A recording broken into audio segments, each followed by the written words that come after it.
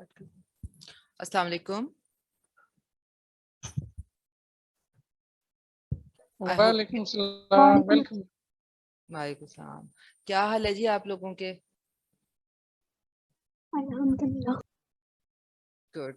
So, a lot of you are with me now. Can I start? Yes, ma'am. Yes, ma'am. Okay. So, today we are going to do balanced diet and uh, uh, importance of macro and micronutrients. So, balanced diet comprises of both macro and micronutrients. Macronutrients, you all know, we have carbohydrate, fats, and proteins. However, for the micronutrient, we have vitamins and minerals. ठीक है जी? अब हमारे पास जो ये आएगा macronutrients, उसकी कितनी daily amount है and what is the daily amount तो रहने दे, लेकिन what is the importance of micronutrients के मिनरल कितना चाहिए होता है, हमारे पास विटामिन्स कितना चाहिए होता है, that I am going to discuss now. So first of all, what is balanced diet? Balanced diet means getting a not only correct type, but correct amount of food and drinks that supply nutrition to your body. Now, this nutrition is important for the energy expenditure, for the growth, and for the maintenance of your body organs, tissues, and cells. ठीक है जी? So balanced diet comprises of both correct type and amount of food and drinks. So drinks में हमारे पास the universal drink that we count is water, and in young children milk, because infants, they wholly solely depends on milk, and after 6 months of their life this starts on the weaning diet. So balanced diet comprises of correct amount of food and drink that help you provide ample amount of energy for your growth, maintenance, and in case of disease, ward off that infection. Now, the balanced diet, it comprises of macro and micronutrients. So the macronutrients are carbohydrate, fats, and proteins, while micronutrients are vitamins and minerals. So this is the composition of the macronutrient which is recommended per day. So to describe what is acceptable macronutrient distribution range, this acceptable, which is accepted macronutrient distribution range is the amount of the dietary intake of particular macronutrients, that is fat or carbohydrate or fiber or proteins taken per day by a person. So this is, by person means 70 kg average man. So fat is required in this much amount, 20 to 35 grams, जिसके अंदर omega 6 should be 5 to 10, omega 3 should be 0.6 to 1.2, then carbohydrate should be required in 45 to 60% of the range, and fiber in 8 grams hai, negligible amount of fiber required, and protein is 10 to 35% of your diet. So acceptable macronutrient distribution range is the range of a particular macronutrient that is required to be taken in per day to help maintain the healthy body. Then the importance of those macronutrients, carbohydrate, fats, and proteins, they are described by this food pyramid. You can see this is food pyramid. It's a pyramid shape with the base of the pyramid contains cereals. This is wheat, barley, jow, bajra, etc. Then comes the upper part of the pyramid comprises of vegetables and fruits. Then come our meat and dairy products, which is fat as well as proteins. Then comes purely protein compounds, which are meat, white meat, red meat, mushrooms, eggs, and then comes the sweets on the top of the pyramid. Now, one more important thing to understand between junk food and a high calorie diet is that these sweets, for example, toffees, chocolates, these are junk food because they comprises of pure glucose that goes in the body and may result in hyperactivity syndrome in some of the children, however, or in most of the children. However, high calorie diet is the diet which comprises of calorie burst, but it has essential components in it as well. For example, pizza, burger. So the patties comprises of carbohydrates, the and proteins. Burger bun is carbohydrate, then the patty is protein, then we have cheese in it, which is fat and protein. So but yet again, since the patty is being deep fried, so this is going to give energy burst. So this is known as high calorie diet, because high calorie diet, no doubt, it is giving a person important macronutrients as well, but the calorie surge increases to such an extent that if it is not curtailed and taken these high calorie diet every day and regularly or frequently, may lead to obesity and the metabolic disorders. What is the role of carbohydrates in the body?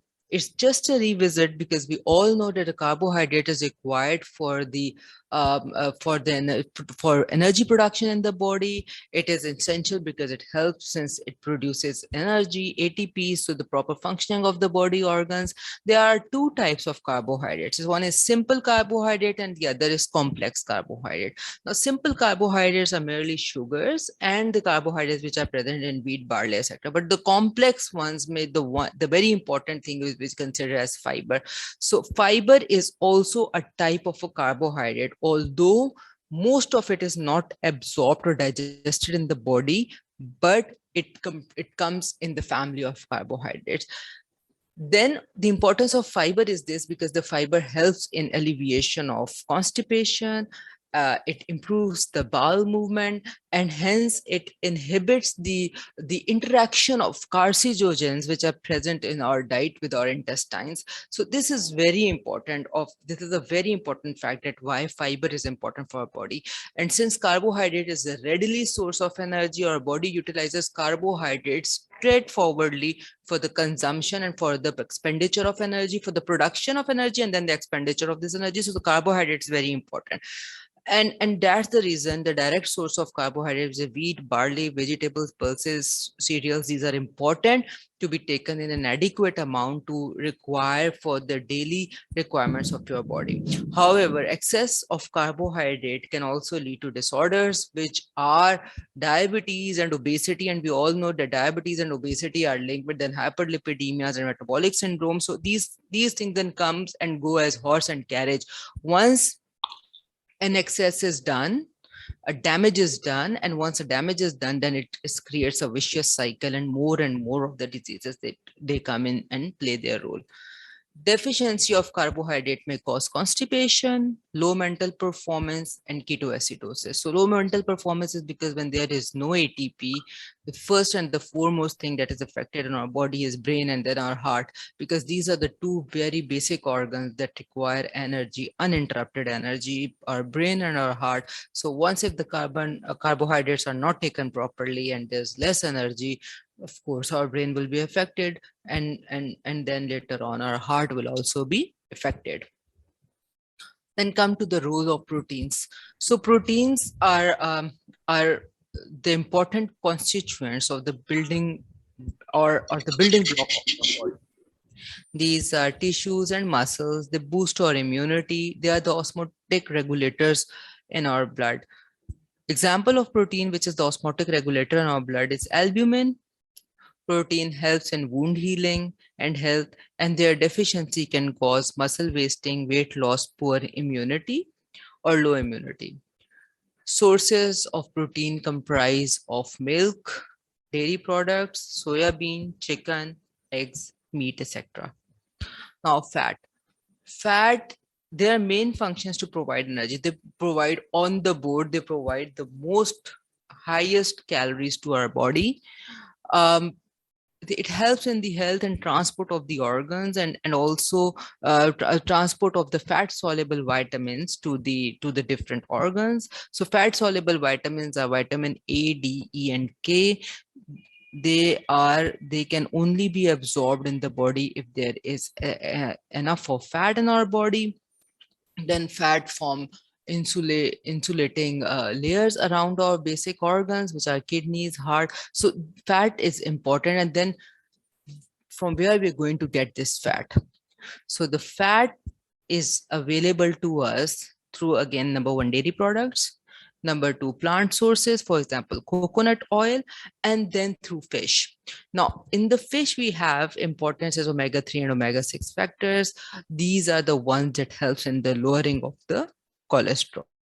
And then we comes to the importance of fat is this, that if the fat is not available in ample amount, then fat soluble vitamin, their their transport, and their storage will be hampered, and hence a person is going to face vitamin deficiency.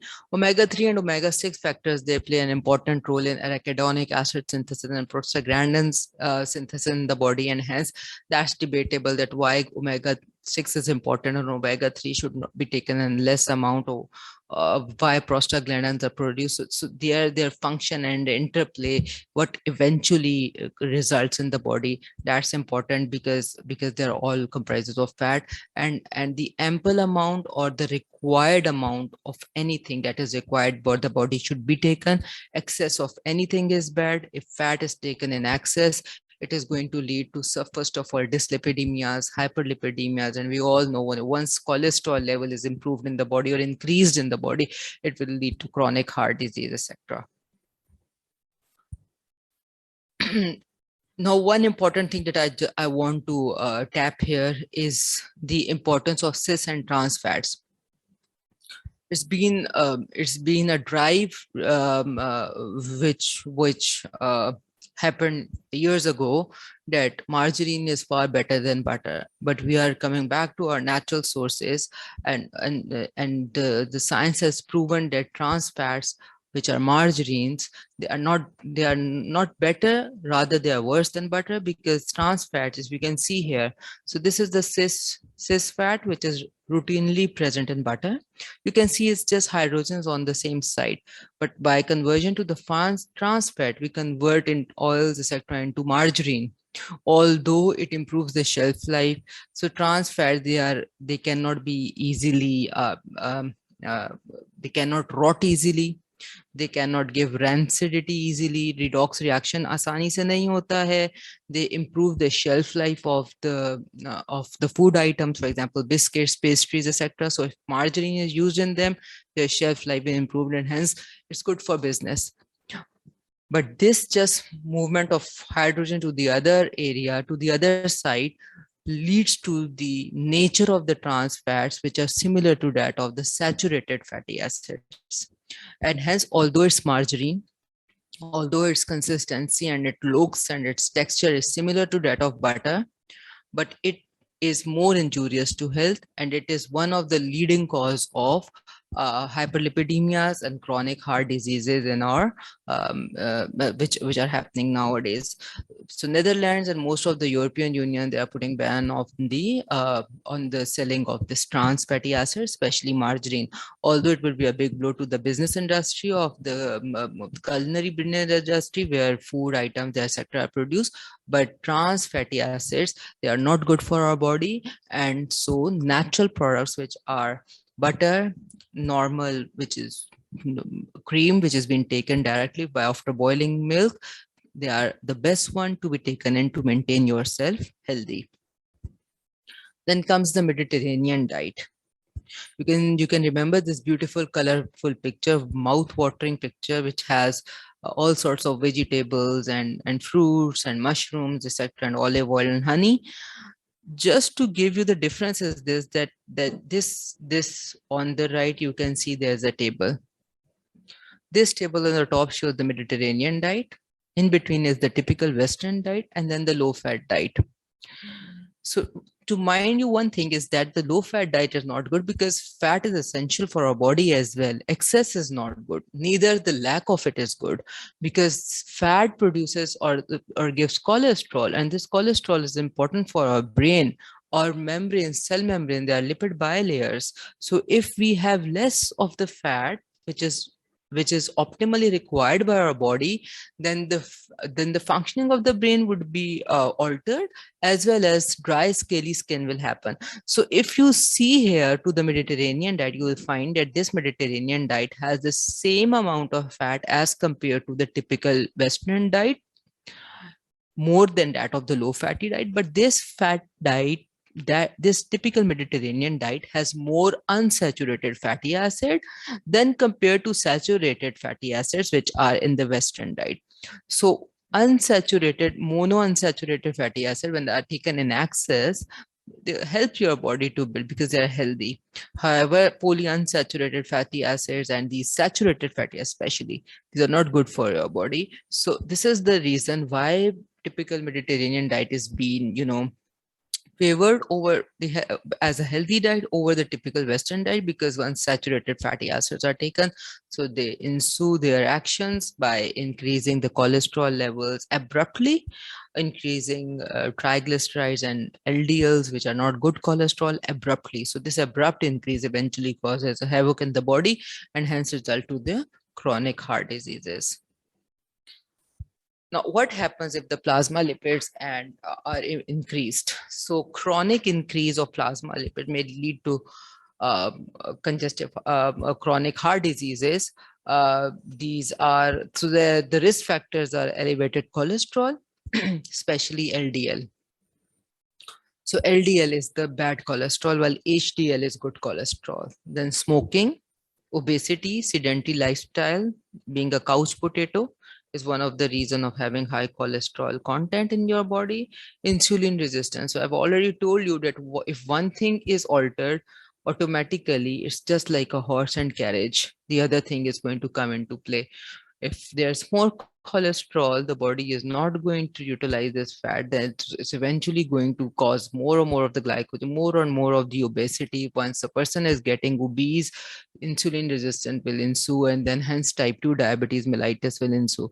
So cholesterol bhi bada hua hai, type 2 diabetes mellitus bhi bada hai, so it's eventually going to cause metabolic syndrome, then PCOS in females, infertility, and then whatnot and whatnot. So all these things, they come into play, they play in unison, and they bring about harmful effects to the body. Okay, so cholesterol, how to lower cholesterol?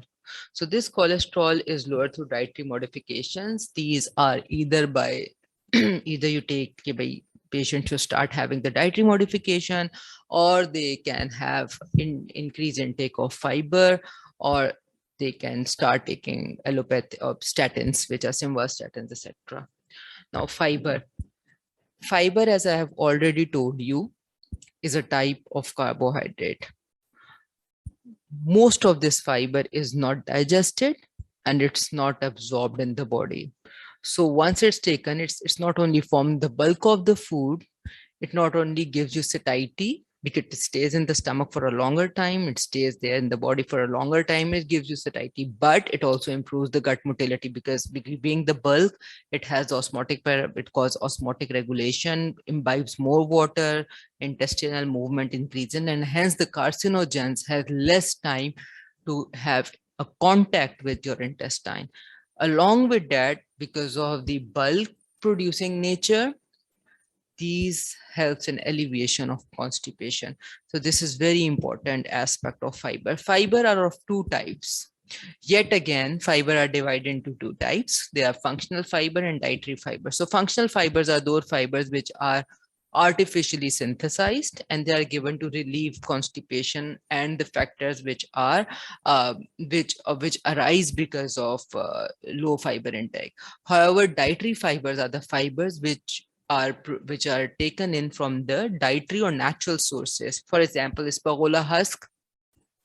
For example, fiber. For example, fruits, apple, vegetables. They have fiber in it. So these fiber are actually the dietary fibers, and they have the ability to absorb more water in 10 to 15 times more than their own weight, and hence by doing so they alleviate constipation. Then comes total fiber. So the addition of dietary fiber to the functional fiber, if functional fiber is given, then that's the total fiber that is being taken by the body, by the person. ठीक है, importance or health consequences of fiber जो है वो ये है कि it reduces constipation. Once constipation is reduced, so hemorrhoid formation will be reduced, important for the surgery aspect, because eventually hemorrhoids go into surgery, it softens the stool. It softens the stool. Constipation नहीं है तो fissures वगैरह जो है anal fissure, they will not be formed. Then it increases the bowel motility. Because of the bulk, because of the imbibition of water, it improves the bowel mobility. And once the motility of bowel is improved, it reduces the exposure of carcinogens to the gut.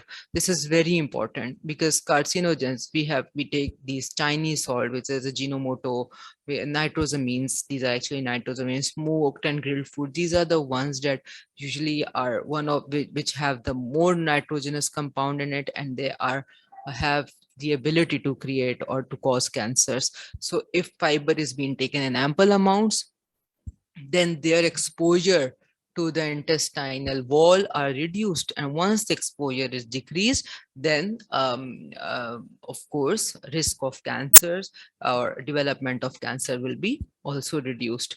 Now, decrease absorption of dietary fat and cholesterol. These for the cholesterol lowering, we give ispagola husk, and hence dietary fat and cholesterol absorption into the blood is also reduced by these fiber. Now it delays gastric emptying because it stays in the stomach for a while. It forms the bulk of your food, and once it stays in the stomach for a while, it gives feeling of satiety. Thus, it reduces the postprandial glucose concentration, and hence immediate surge of glucose does not take place after intake of food. Then we come to micronutrients. So micronutrients are the nutrients which are minerals and vitamins. So micronutrients are broadly divided into minerals and vitamins. Then minerals are broadly divided into those minerals which being tested regularly in our body. For example, these are electrolytes, and then there are trace elements. So minerals into our electrolytes and trace elements, and vitamins are divided into fat soluble vitamins and water soluble vitamins. So if I say of minerals, then the minerals, the ones which are electrolytes, like calcium, sodium, potassium, iodide, etc. And when I go to the trace element, these are the elements, for example, copper, iron, fluoride, and zinc, because they are important for our heme synthesis. These are the cofactor and coenzyme of most of our reactions, and hence, if any one of the mineral is reduced or the level is less in our body, then the desired function of various cycles will not be attained. Yet, let it be our Krebs cycle, let it be our ATP synthesis, maybe of our heme synthesis, or maybe electrolyte balance, which like, for example, potassium, how your heart works, for example, calcium and sodium and phosphorus. So if calcium and phosphorus, so how our bone health, bone mineralization will be maintained. Iodine hai, so how our thyroid will function. If sodium is there, so how our osmotic regulation, multiple function of kidneys and brain and heart. So these are all going to be hampered if the mineral content is not in a balanced and a healthy amount in our body. Then the other micronutrient is vitamin. So vitamins, water soluble vitamins and fat soluble vitamins are there. In the water soluble vitamin, we have vitamin B complex and vitamin C. And in fat soluble vitamin, we have vitamin A, D, E, and K. So I'm going to explain these vitamins in much detail later. However, I'm just going to tell you the importance of these minerals. So this slide contains the important aspects of these minerals. These few lines just describe why these minerals are important, from where we are going to get them, and how they are going to function. For example, if I say of calcium, so if you see here, calcium. So calcium not only helps in the bone and in your teeth health, but it also maintains and facilitates your blood clotting. So calcium helps in the maintenance of the integrity and health of your bones, your teeth, helps in blood clotting during injuries, and maintains the integrity of muscles and the nerve actions. Calcium can prevent osteoporosis. So if taken in ample amounts, it's going to prevent osteoporosis and prevent rickets in children. Sources of calcium are milk, dates, spinach, etc. So the dairy products are the four most important things are the four most important sources of calcium. So once calcium is in good amount, our bones are going to be healthy. And beside bones, blood clotting, blood integrity, muscle, and or nerve action will also be nice, because calcium, if you go to the synaptic gutters, तो वहाँ पे calcium आता है, and acetylcholine, तो वो वहाँ पे calcium is very important. Broadly speaking, if we are talking about calcium, so teeth, bones, blood, muscles, and your nervous system. These five systems very, very highly dependent on your calcium. Then comes the phosphorus. So phosphorus, as like calcium, also helps in the maintenance of bones and prevent osteoporosis. Toxicity of phosphorus may cause calcification, hence calcification of tissue, stone formation, and phosphorus is present in meat, milk, grains, and avocados. अगर आपको broadly speaking, आपको broadly याद करना हो, so whatever is being fat soluble, तो meat, chicken, चाहे वो red meat है, white meat है, eggs, and the dairy products. So you are going to get whatever is, related to milk and dairy products. For example, if calcium and phosphorus, if it's fat soluble vitamins, so these are the main, broadly speaking, main areas from where you get it. For example, if you want to have the water soluble, to although water soluble, to usme bhi meat or dairy products aate hain, but you have fresh fruits and fresh vegetables, and these are the sources from where you are going to get water soluble vitamins and other minerals which are there. Then comes potassium. Now, potassium regulates heart and muscle functions. Any irregularity in potassium content or potassium concentration may cause irregular heartbeat or arrhythmias. It may cause muscle weakness, and it is present in fresh fruit and vegetables. Very simple, potassium kanji, it's in fresh fruit and vegetables. It's important for the muscle and your heart and muscles integrity. For example, if potassium is imbalanced, so heart mein sabse pehle to ji irregular, aapki ECG will go irregular, eventually lead to heart arrhythmias. ठीक है जी, and then muscle weakness will ensue. Now sodium also regulate your body fluids. ठीक है, और sodium osmotic pressure maintain भी करता है along with albumin, and helps in your heart muscles and your nerve actions potentials to go on. Toxicity of sodium may cause hypertension. So there are different types of diuretics. हमारे thiazide है, potassium sparing diuretic है, because potassium sparing diuretics से दिए जाते हैं कि अगर potassium भी यूरिन में साथ निकल जाएगा, तो लो excuse me, low amount of potassium may cause arrhythmias, या imbalance of potassium may cause arrhythmias, या heart के function proper नहीं होंगे. So likewise, sodium, excess of sodium is going to cause hypertension. Now sodium is present in table salt. It's also present in meat and packed food.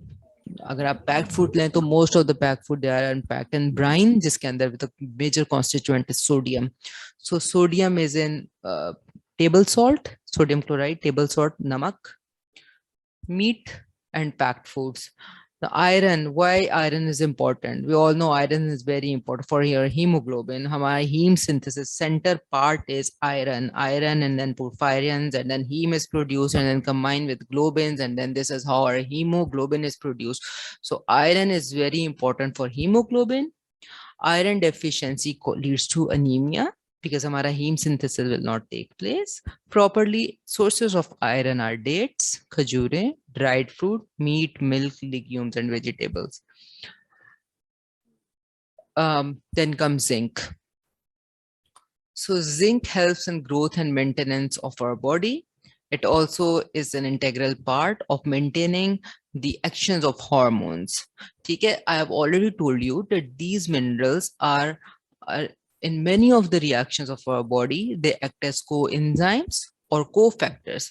So if any hormone has to play its role, or if it's Krebs cycle glycolysis, then these minerals, they are part of the they are part as cofactor or coenzyme. So cofactor, coenzyme are the one that improves the activity of enzyme. So once the enzyme is not there, once the enzyme is there, but its cofactors are not there, then the quality of action of enzyme will be decreased. So isliye zinc is important, and zinc nowadays we are having those FM89. If you are traveling around, you can see zinc is in the gear. Zinc is good for your skin and hair and stuff.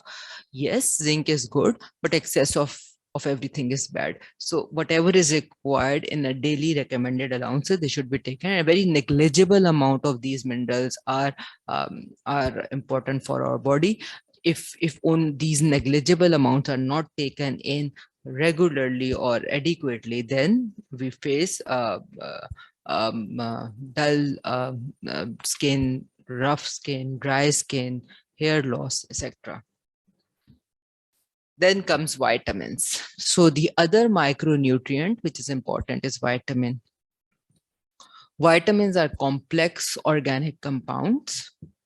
They are helpful for the growth and maintenance of the body as well as reproduction. There are fat and soluble vitamins, water soluble vitamins. So it's very important. Learn by heart. There are two types of vitamins: fat soluble and water soluble vitamins. So fat soluble vitamins are the vitamins that that require fat for their absorption, fat for their transport, fat for their storage. Fat soluble vitamins are vitamin A, D, E, and K. Water soluble vitamins are the vitamins that are dissolved in water. They cannot be stored in the body. So broadly speaking, water soluble vitamins cannot be stored in the body because if excess of them is taken, they can come out in urine. They can be excreted out through urine. So water soluble vitamin are vitamin B complex. This can we have thiamine, riboflavin, niacin, biotin, pyridoxine. We have folic acid. We have cobalamin. So these are the broadly speaking the come under the class of vitamin B, and hence they are known as vitamin B complex. And then we have vitamin C. Vitamin C is also water soluble vitamin. It's present in citrus food and helps in the wound healing and the health of our gums, etc. But important factor is this, that a water soluble, most of the time they are not stored in the body because they are water soluble and they can be excreted out of the body. ठीक है जी. Now, fat soluble vitamin, briefly, I describe it because the next session will be on vitamins, where I'm going to tease apart why vitamins are important and how each and every vitamin can, help in the different cycles or maybe helpful in the different body actions. So fat soluble vitamin described earlier are A, D, E, and K. Learned by heart, these are A, D, E, and K. Briefly, क्या करते हैं? So briefly, vitamin E deficiency. Sorry, that's not vitamin E. That's vitamin A. Sorry, it's been a typographical error here. Vitamin A deficiency can lead to night blindness, poor vision, and skin problems. Vitamin D deficiency, briefly speaking, can have bone disorders. Vitamin E deficiency can again lead to skin disorders. Vitamin E is mostly antioxidant to skin, hair, to have a good health of your skin and hair. Vitamin E is given. It's also given in the creams which are applied on the skin because vitamin A is sort of an antioxidant. So hence the integrity and health of skin and your hair is maintained because of vitamin E. Vitamin K is required for blood clotting. Newborn babies, they lack vitamin K because vitamin K is mostly produced by the bacteria which are in our intestine, the symbiotic relationship that we have with the bacteria in our intestine.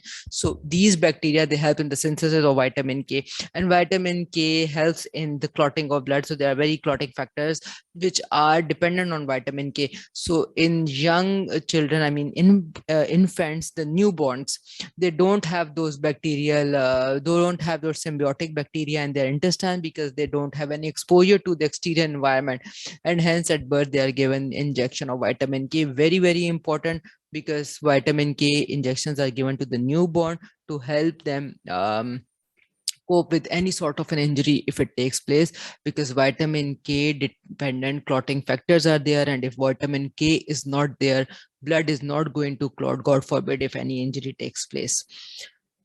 So these vitamin will be explained later, and then water soluble vitamins. So water soluble mein hamare paas we have vitamin B complex, very important. Very important, for example, folic acid and cobalamin for heme synthesis, very important for your citric acid cycle, very important aspect of the other vitamins as well, which comes under the class of vitamin B. And that's why, since vitamin B has a number of vitamins in it, we call vitamin B complex. So there's no other complex vitamin, there's no other complex class of vitamin except for vitamin B. So whenever you hear vitamin B complex, it means that the number and assorted vitamins will be in it. And vitamin C. So vitamin B complex comprises of thiamine, riboflavin, niacin, pyridoxine, folic acid, and cobalamin. Vitamin C is present in citrus fruit, and their function are then described in next slides. ठीक है जी. So that is it. This was it. This has been done by the on my part. The next session will, or vitamins, I'm going to describe vitamin now, so I'm going to cancel this slide. Any questions so far that you want to ask me from till now, you can ask me, and I hope you're all with me. Yes, ma'am. Yes, ma'am. Anything if it's not clear, because it was just a revisit of um, what's been taught since, our earlier days. So if anything is not been understood, or you want anything, to understand in detail, kindly ask me questions.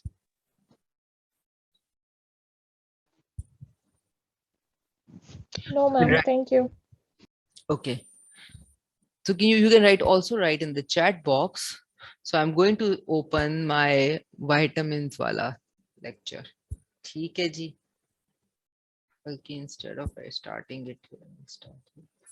Dr. Sarah, you can take 5 minutes break. Sure, we'll take it. The students can also take 5 minutes break, right?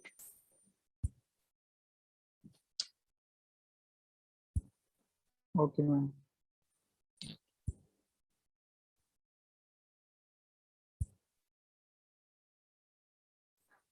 Malaria.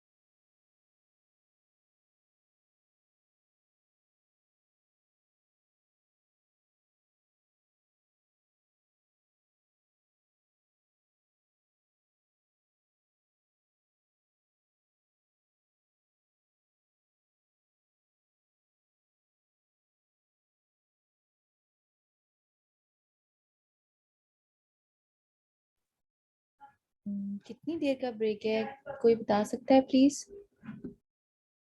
Ma'am ने कहा था 5 minute का है, वो शायद break पे गई होंगी।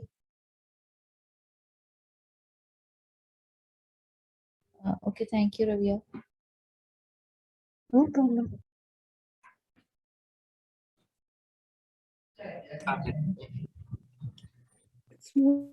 मोर देन 5 मिनट अब तो।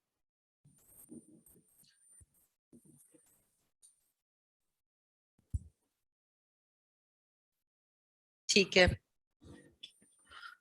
So I'm Dr. Sara Ahmed Mudassir Khan. I'm assistant professor at Aga Khan University. So we are going to start vitamins now.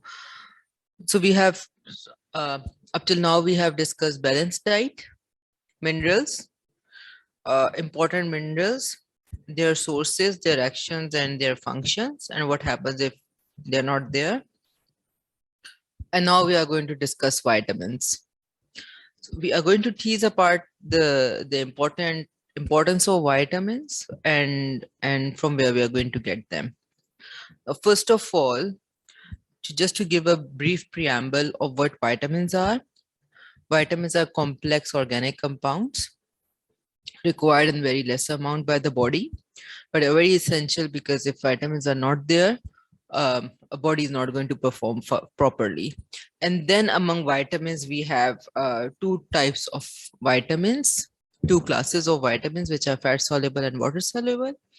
Fat soluble are the vitamins which require fats for their absorption, transport, and storage. And these fat soluble vitamins are vitamin A, D, E, and K.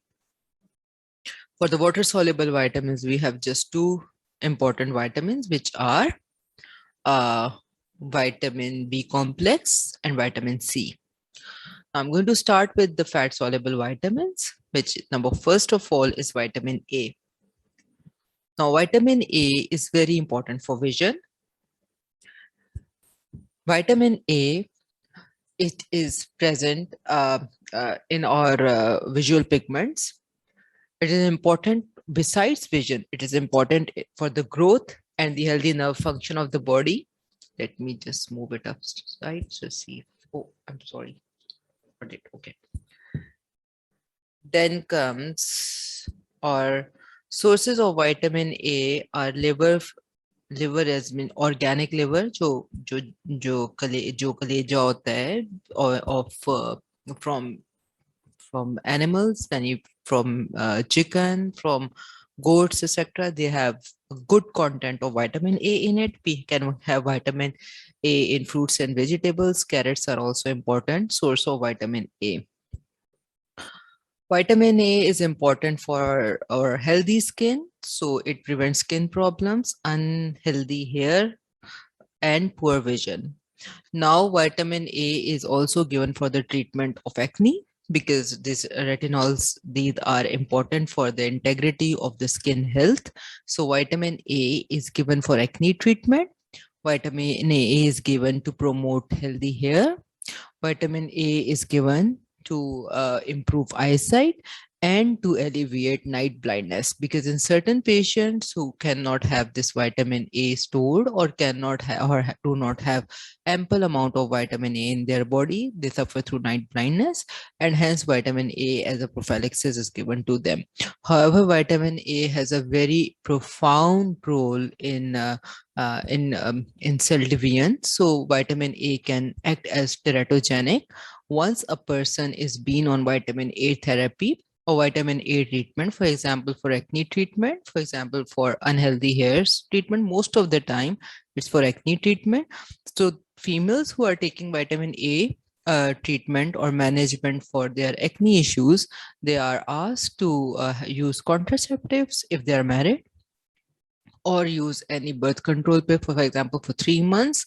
During the treatment, they are not supposed to conceive because vitamin A is very highly active during and very highly involved in cell division. So it can cause teratogenicity, it can cause abnormal deviance of the cell, and hence abnormality in the fetus or abnormality in the newborn can ensue. So vitamin A is highly it's highly recommended to take contraceptive or to observe protection measures for 3 months for at least 3 months during the intake of vitamin A.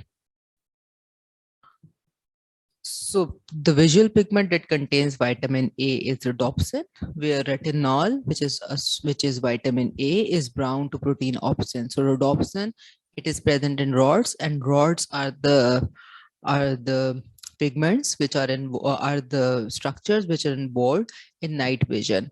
So during the night vision, we are able to see the images of the structure because there's no bright light. It is black and white, and this black and white images of the objects can only be appreciated by the presence of this vitamin A retinol bound to protein opsin in the rhodopsin. So rhodopsin are present in rods.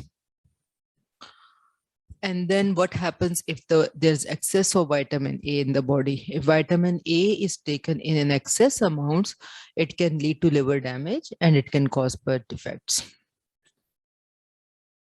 Now, what is the role of vitamin A in vision? Agar if I broadly speaking of vision, to kya hoga? So vision, it helps in dark adaptation. So what is dark adaptation? If you're going to come from a well-lit area to a dark area, so there's a momentarily you are unable to see anything, and that inability to see anything is because your eyes are not adapted to the darkness.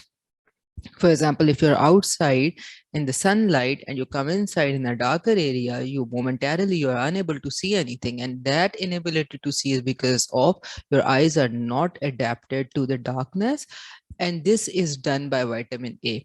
Instantly your rods, they kick in, they start their action, and you start perceiving things, you start seeing things. This is because of the retinol which is present in opsin. If this vitamin A is not present, you won't be able to see from the well-lit area into when you come to the dark room. Now the mechanism of this is that the bright light, it bleaches your rhodopsin. This rhodopsin contains raw opsin and retinol, so it bleaches it. Now, once the rod is being bleached, cones, they start functioning, and cones are the one that help in the vision during the bright light. For example, if in a bright lit room, I can see colorful tables, I can see chairs, I can see all the colors around me, and this is because of the cones and the pigments in the cones. So rods are not functioning. Now I'm going to move from this dark area, from this light area to a darker area where I won't be able to perceive these colors, and hence the cones are not going to function. Their rods will come into play, and hence this needs vitamin A. So this sudden shift from the bright light to the darkness causes difficulties in, and rhodopsin is resynthesized within few moments so that you are able to see in the darker area. The time required to synthesize rhodopsin in the dark is called dark adaptation. So dark adaptation is actually the time when you are able to perceive, you are able to see things properly. The moment, so the moment you go out from a well-lit area and enter the dark room, the moment where you are unable to see anything, and then the time that you start seeing things around. So that time from where you are unable to see anything to the time where you start seeing things, that interval is known as dark adaptation, because during that interval your rods, they resynthesize rhodopsin, they reconnect rods and retinol and opsin together so that the rhodopsin is resynthesized, and the function of the cone of the rods, we started again. This interval, this dark adaptation time, it increases, it gets prolonged in vitamin A deficiency. For example, if a person is vitamin A deficient, it enters from a well-lit area to a darker area, then the time to adjust himself to see in the dark room in the deficiency of vitamin A would be very prolonged. Like after some time, after several minutes, that person is able to see in the dark area or in the less lit area, or maybe that person is not able to see at all. If a person is not able to see at all, in the dark area or in the darkness, that this is also known as night blindness. Now, vitamin A deficiency and diseases. Vitamin A deficiency can lead to nyctalopia, which is also known as night blindness. A patient cannot see in low light or in darkness. Xerophthalmia. Xerophthalmia is the dryness of conjunctiva and cornea, and by Todt spots. So these are very important clinical features of vitamin A deficiency. So Todt spots are the localized increased thickness of conjunctiva, where vitamin A deficiency, if A deficiency is alleviated, then we are able to alleviate these symptoms. So Todt or xerophthalmia and nyctalopia can be treated if vitamin A deficiencies, if acquired vitamin A deficiency is removed. Okay. Then the other condition is keratomalacia. So prolonged dryness of your cornea and conjunctiva can lead to the drying and clouding of your cornea. So once it's dried, तो आपके पास जब पहले it was dried, तो it was xerophthalmia. So अगर यही xerophthalmia आप prolong होता जाएगा, तो it lead to keratomalacia, where clouding and opacity of the cornea will take place. पहले तो cornea सिर्फ dry था, right? So हमारा ये भी होता है कि for the dry eyes we usually give artificial tears डाल लें, ये कर लें, but vitamin A. So assessment of the patient is also very important. What is the reason or what are the concomitant symptoms that a patient is having? So history is very important. If the patient is unable to see in the dark light, in the dark area, and along with that a patient having dry eyes, etc., then the treatment is not only artificial tears, it's also vitamin A. And maybe it's an acquired cause, maybe it's familial, so you have to check it through the history. So keratomalacia is the one. If prolonged xerophthalmia is there, it leads to keratomalacia, which includes drying and clouding or the permanent opacity of the cornea, and hence the corneal graft or replacement will be required. So complete blindness, so in severe deficiency, when the cornea is not working properly, it's been gone opaque, then it leads to it leads to blindness. Not only night blindness, but also, a person is unable to see during the daylight because the cornea is not functioning anymore. Vitamin D. Another important vitamin, fat soluble vitamin, is vitamin D. G. Ma'am, please, can you share the last slide for a moment?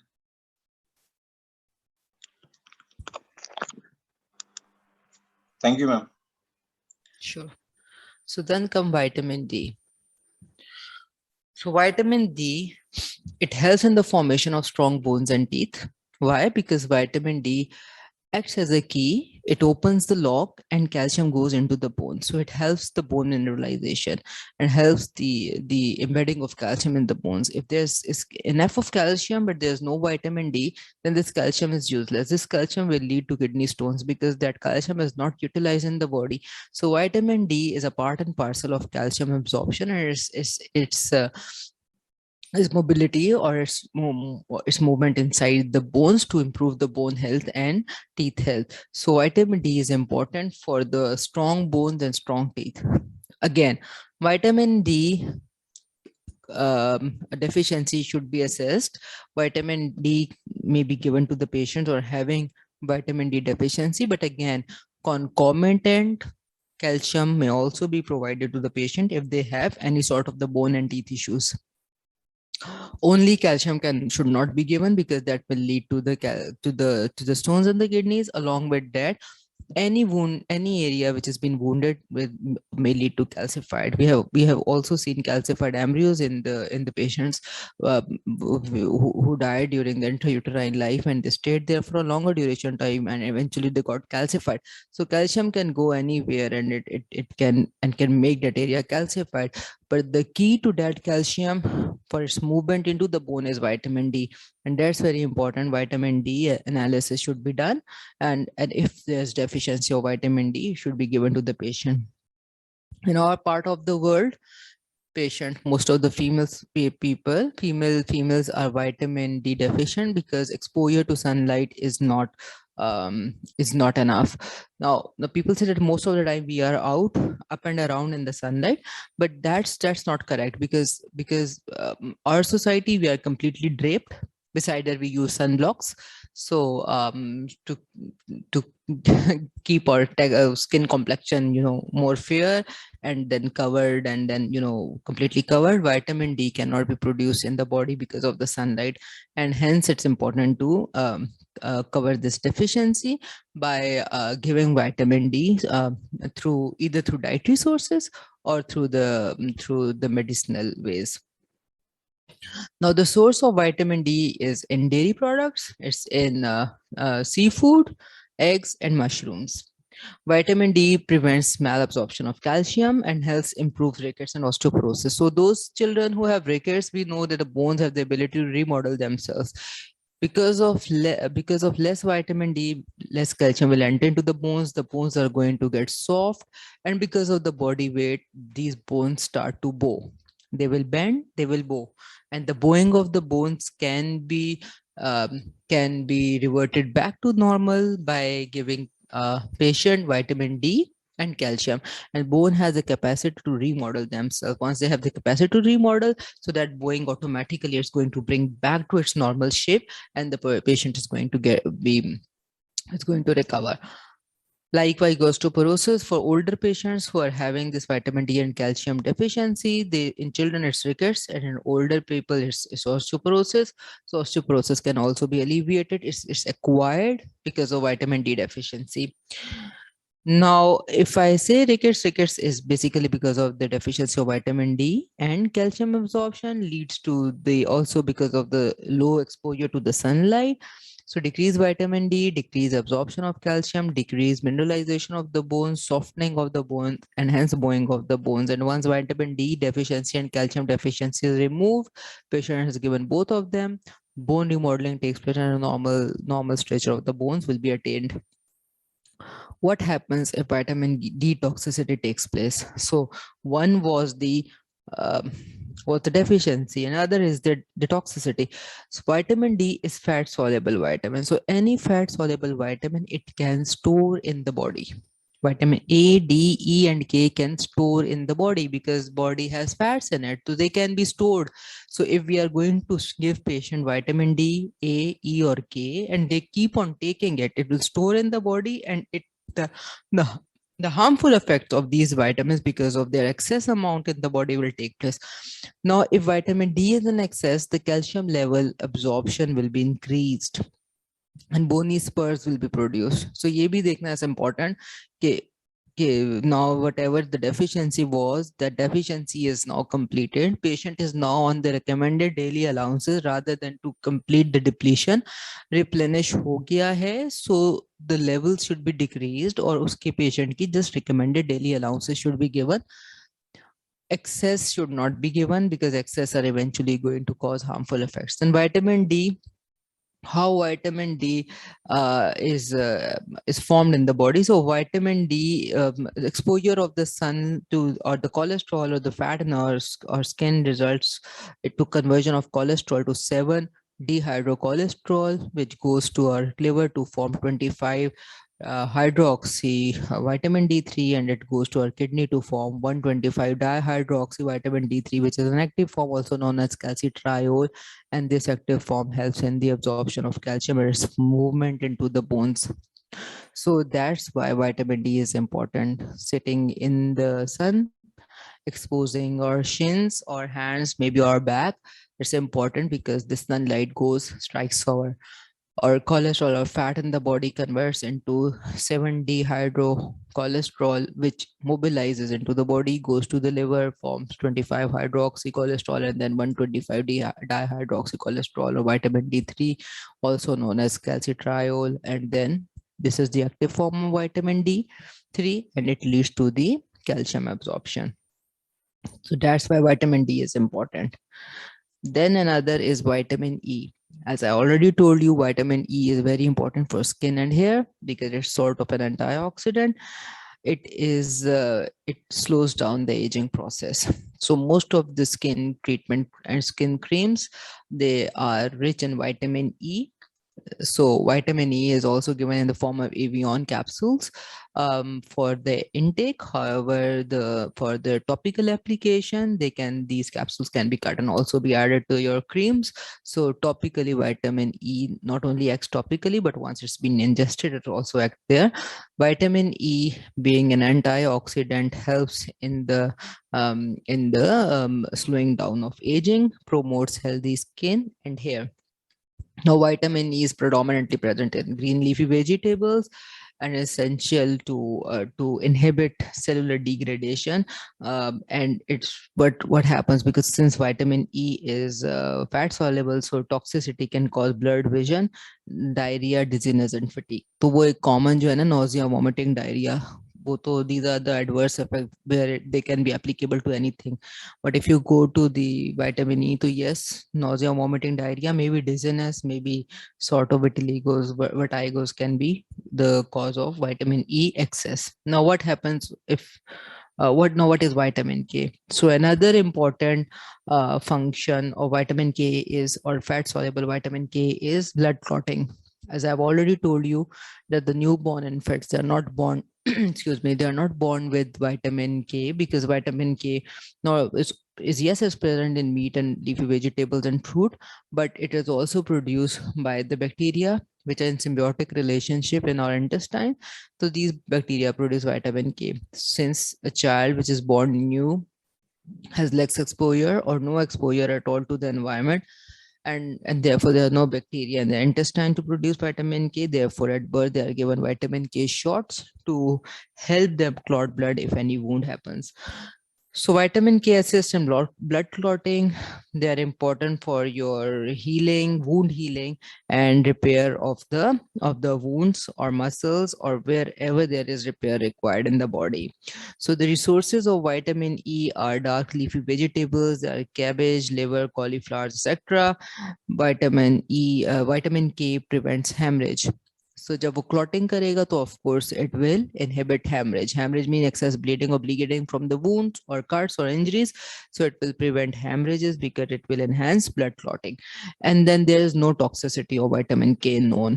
कोई ऐसा it's not known कि vitamin A cause any toxicity or not. It's still not known, and research is still going on. Let's see what we'll find. But at the moment there's no known toxicity for vitamin K excess. Then we come to the very important topic, which is fat soluble vitamins. For your for your water soluble vitamins, there are vitamin C and vitamin B complex. अब मैंने आपको बता दिया, so fat soluble vitamins. I'm just giving you the recap of fat soluble vitamin A, D, E, K. So A is for vision, D is for bones, E is for your skin, and K is for your blood. Now we come to water soluble vitamins. Now water soluble ji ma'am एक question है आपसे. जी बोले. Ma'am ये जो भी आपने fat soluble vitamins बताए हैं, तो साथ आपने कहा है कि ये स्टोर भी हो जाते हैं और इनकी हमने टॉक्सिसिटी भी पढ़ी है. तो मैम मैंने आपसे पूछना ये कि अगर if someone is consuming these vitamins in everyday use, तो उसे हम क्या गाइड करेंगे कि कितनी उसकी टॉक्सिसिटी का लेवल क्या होगा, कितनी कंजम्पशन पे उसकी टॉक्सिसिटी शुरू हो जाएगी? देखिए, क्योंकि उसके बाद अगर वो डेली देखें, एक तो डेली रेकमेंडेड डोजेस हैं, वो तो हमें जो होती हैं वो तो एक उसमें हमें अवेलेबल होती है, लाइक हमारी फार्माकोलॉजी में हमें बताया होता है कि these are the recommended daily allowances. इससे इंक्रीज नहीं करना चाहिए. But if a person is deficient, तो फिर तो आप उसकी not only you are going to give that vitamin deficiency को जो replenish करना है, that will not only through dietary but also you are going to give it to the medicinal way. For example, vitamin E है तो आप Evion के capsule देंगे, vitamin D है तो मे बी आप इन ड्रॉप दे, या जो भी उस वक्त आपको vitamin D एम्प्यूल में या कैप्सूल की फॉर्म में आप उसको दें, या vitamin A है तो उसकी सोर्स दें. But then you will keep on checking the levels. So different labs, they have different set values, different techniques होती हैं, different units होते हैं, there are different range, normal ranges. But yet again, एक standard अगर हम लें तो उस normal range के अंदर होना चाहिए. For that, it's always important to have a follow up of your patient. उसमें ये होता है कि most of the time patient comes get the prescription and they start taking medicine and then it's for life कि वो खा ही रहे हैं. That should not be done. आप जैसे विटामिन डी की डेफिशिएंसी होती है तो पेशेंट सेट कि अच्छा आप एटलीस्ट मिनिमम 3 months खाएं, then we are going to reevaluate your levels. So if vitamin D after 3 months it's come back to normal, तो आप पेशेंट से कहते हैं now you can start having a healthy food जिसमें आप you have the assortment of all these carbohydrate, fats and proteins आप लें. तो most of these vitamins and minerals, their requirement is being completed by your diet. So diet is the best food. हम जो food कहते हैं ना, food is your best medicine. So once your these depletions are replenished to the food, so there is no need to give any vitamin. But if a patient don't have the resources to have fruit or to have healthy diet which help him these elevation, तो फिर उस condition में minimal maintenance dosage पे रखते हैं. Then again case to case ये vary करता है कि किस पेशेंट को कितना रिक्वायर्ड है. फॉर एग्जांपल अगर आप वाटर सॉल्युबल विटामिन में करें तो over the counter there are number of water soluble vitamins which are available और आप उनको दे सकते हैं. फॉर फैट सॉल्युबल विटामिन्स हमारे पास 7 C's होती हैं या हमारे पास इनके अंदर भी इंडिविजुअली भी बहुत कम अमाउंट में अवेलेबल होते हैं या मे बी स्पेसिंग की जा सकती है कि जी आप इतना लें.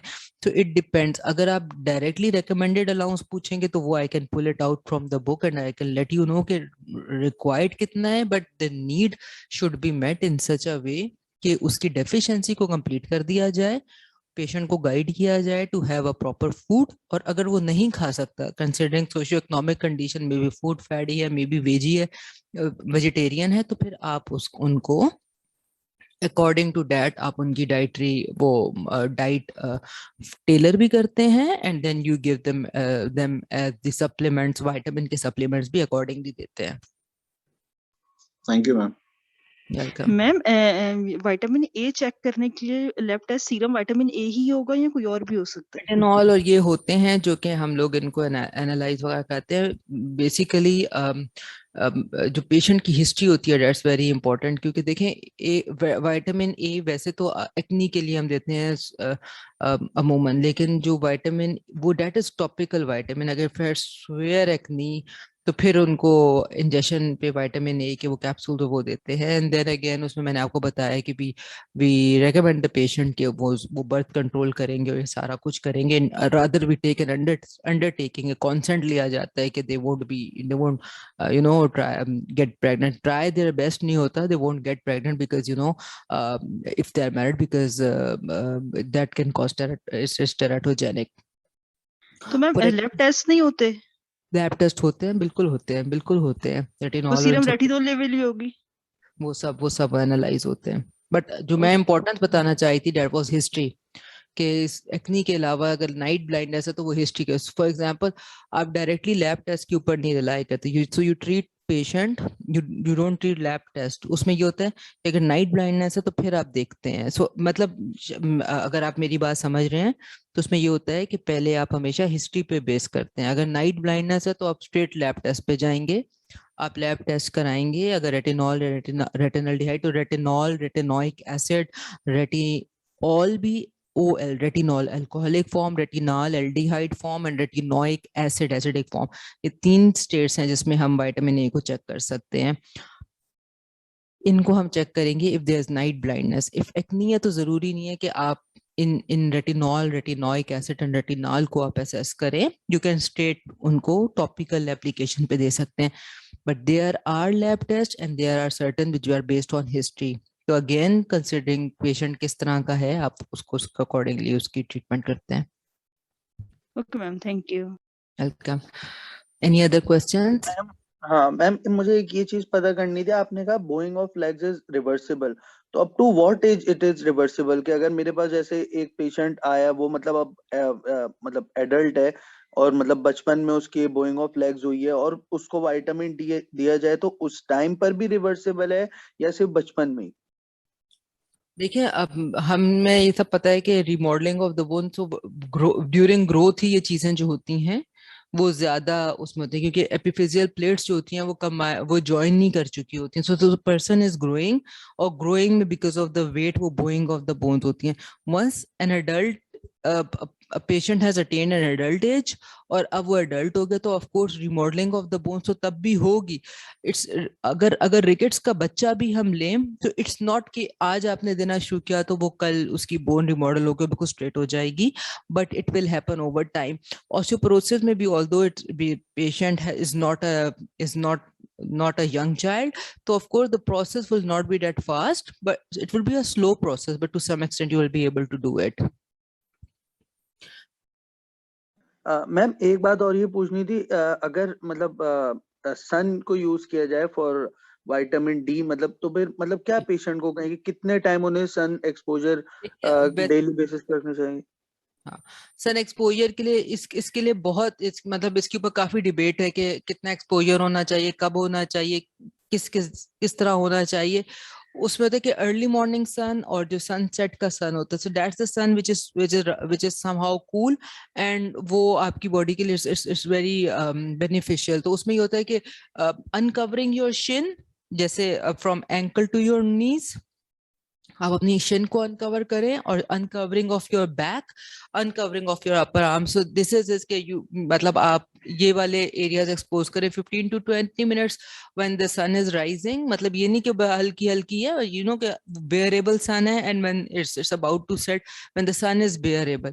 अगर आप बहुत ज्यादा जिस वक्त sun is completely on your heads और उस वक्त हम बैठ जाते हैं, तो उसमें ये होता है कि फिर वो स्किन कैंसर्स और वो चीजें ओवर प्रोलॉन्ग एक्सपोजर और रेगुलर और फ्रीक्वेंट एक्सपोजर में वो जो हमारी थायमिन डायमर्स और उनका बनना, वो दैट कुड बी हार्मफुल. सो इसलिए this is debatable yet again. इसके ऊपर काफी वो हो चुके हैं हमारे भी कि कितना होना चाहिए और कब होना चाहिए, but the most recommended it कि सनराइज एंड सनफॉल के वक्त आप इसको, सनसेट के वक्त आप इस पे बैठे और अपनी शिन, बैक, अपर आर्म्स इनको एक्सपोज करें, and then 15-20 minutes is enough, and then it should be frequently, it should be done on a regular basis to get के चलो कुछ ना कुछ तो हो रहा होगा ना in the body. And then again, if you are thin and lean and there is less fat, तो फिर तो and knowing कि men are less fatty than females, although अगर कितनी भी lean female क्यों भी ना हो, बहुत पतली भी लड़की या औरत होगी तो she has 10% of more fat as compared to the similar thin lean man. तो आप जो है फिर अपनी डाइटरी इनटेक का भी ख्याल रखेंगे. क्या your dietary intake must have dairy products, meets, egg, ताकि आपकी वो डिप्लीशन जो है वो रिप्लेनिश हो सके और vitamin D. So you are taking in the diet, you are getting benefit from the sun, and hope के no deficiency is left behind in your body. Thank you so much ma'am. Welcome. Any other question?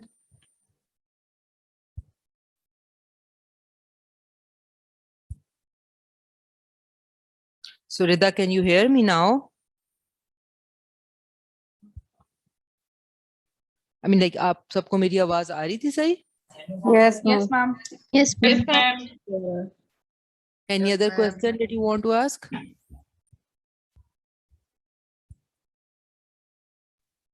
Vitamin, water soluble vitamin. Ji? No, ma'am. Okay.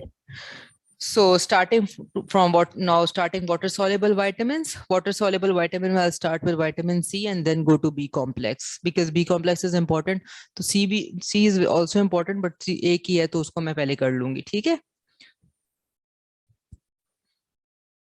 Just Okay, ma'am. ठीक है. So vitamin C. So vitamin C is present in citrus fruit, green vegetables and fruit. Citrus fruit जो हमारे पास खट्टे fruits होते हैं, for example lemon है, orange है, so these are vitamin C. Vitamin C helps in the synthesis of collagen, and therefore its deficiency may cause poor wound healing है, bleeding of gums है, loosening of teeth है, because gums जो हमारे हैं जिसके अंदर हमारे teeth embed होते हैं, ये teeth which are embedded on gums, they have collagen in it. So if vitamin C is deficient, collagen synthesis and collagen ki maintenance would be hampered, and hence it will cause poor wound healing, because if there's somewhere in the body there cut, so that cut is filled by the granulous tissue, which is actually your collagen. So जो collagen है, the collagen is not synthesizing, then your wound healing would be slowed. Your gums which are embedded in the your teeth which are embedded in the gums, वहाँ का collagen जो होगा उसकी maintenance नहीं हो रही होगी. So very common is के poor wound healing and soft loosening of the teeth, bleeding of the gums. These takes place, and once these takes place, the disease is known as scurvy. इसके साथ साथ there will be poor immune system. So scurvy में क्या होता है कि anemia है, bruised inflamed areas हैं wherever if there is some strike on the skin, so it leads to bruised or inflamed area. Poor healing of that bruise, poor if it's cut, then the bleeding will take place. Poor healing of that cut area है and loose teeth है. Scurvy की supplementation जो है वो vitamin C से है. So it was like Darwin या किसी की ship पे हुआ था where they were all on a long voyage, and people they started having these wounds and they started dying because these wounds they were unable to treat or cure those wounds. Their teeth were loose, they had bleeding gums, and because of that they have a lot of infections, and the people on that ship were dying. Darwin tha shayad. So then somehow they had lemon kisi ne liya, and then he started have those those affected areas were getting better, and then a drop of lemon or 2 to 3 drops of lemon were given to every sailor every day in order to alleviate or keep this this scurvy at bay.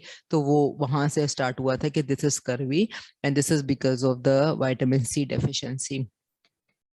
Now vitamin C की toxicity इस तरह से हो सकती है कि if excess of vitamin C is taken, although toxicity is very rare, because vitamin C is water soluble, it can easily be excreted out through urine. So इसकी toxicity उस तरह नहीं होती है, but in rare condition intake में acidic sores happen in the mouth.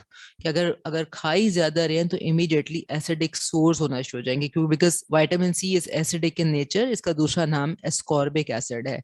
तो जब आप intake ज़्यादा करते हैं तो although it can be excreted by the urine, burning of the urine हो सकती है, तकलीफ हो सकती है, but जो immediate effect है that would be acidic sores बनना शुरू हो जाएंगे, जख्म होना शुरू हो जाएंगे in the soft tissues of your mouth. Deficiency एक तो स्कर्वी कॉज करता है. एक और वेरी इंपॉर्टेंट जो क्वेश्चन से है कि there are corky thin pigtail hair. So corky जो है ना किंकी हेयर्स होते हैं, very thin unhealthy kinky hair. तो straightforward that is because of the deficiency of vitamin C, क्योंकि collagen, health integrity, these are all the functions of vitamin C. And it's very important question कि अगर आपके thin corky pigtail hair है किसी बच्चे के या किसी के भी, तो वो क्या है, and which were not previously present. So that is because of vitamin C deficiency. So your answer should be straight that this is because of vitamin C deficiency. इसके अलावा vitamin C is very important in the catecholamine synthesis, that is synthesis of dopamine into norepinephrine. So nor means normal. Norepinephrine is the normal epinephrine और फिर उसकी methylation होके वो epinephrine बनता है. So from dopamine to norepinephrine, it is vitamin C is very important. और आपको पता है कि norepinephrine and epinephrine are a part of sympathetic nervous system. So if vitamin C is deficient, catecholamines will not be produced. और ये भी important question कि catecholamines अगर नहीं बनेंगे तो body will not be able to cope in the fearful condition या fight and flight के able नहीं होगा. Person will not be able to cope in stressful state. तो vitamin C is very important for the synthesis of these catecholamines, norepinephrine from dopamine या आप कह लें noradrenaline from dopamine. So दो very important questions जो हैं वो एक तो स्कर्वी वगैरह वो सबको पता होता है कि वो है thin corky pigtail type hair. Second is synthesis of catecholamines from dopamine.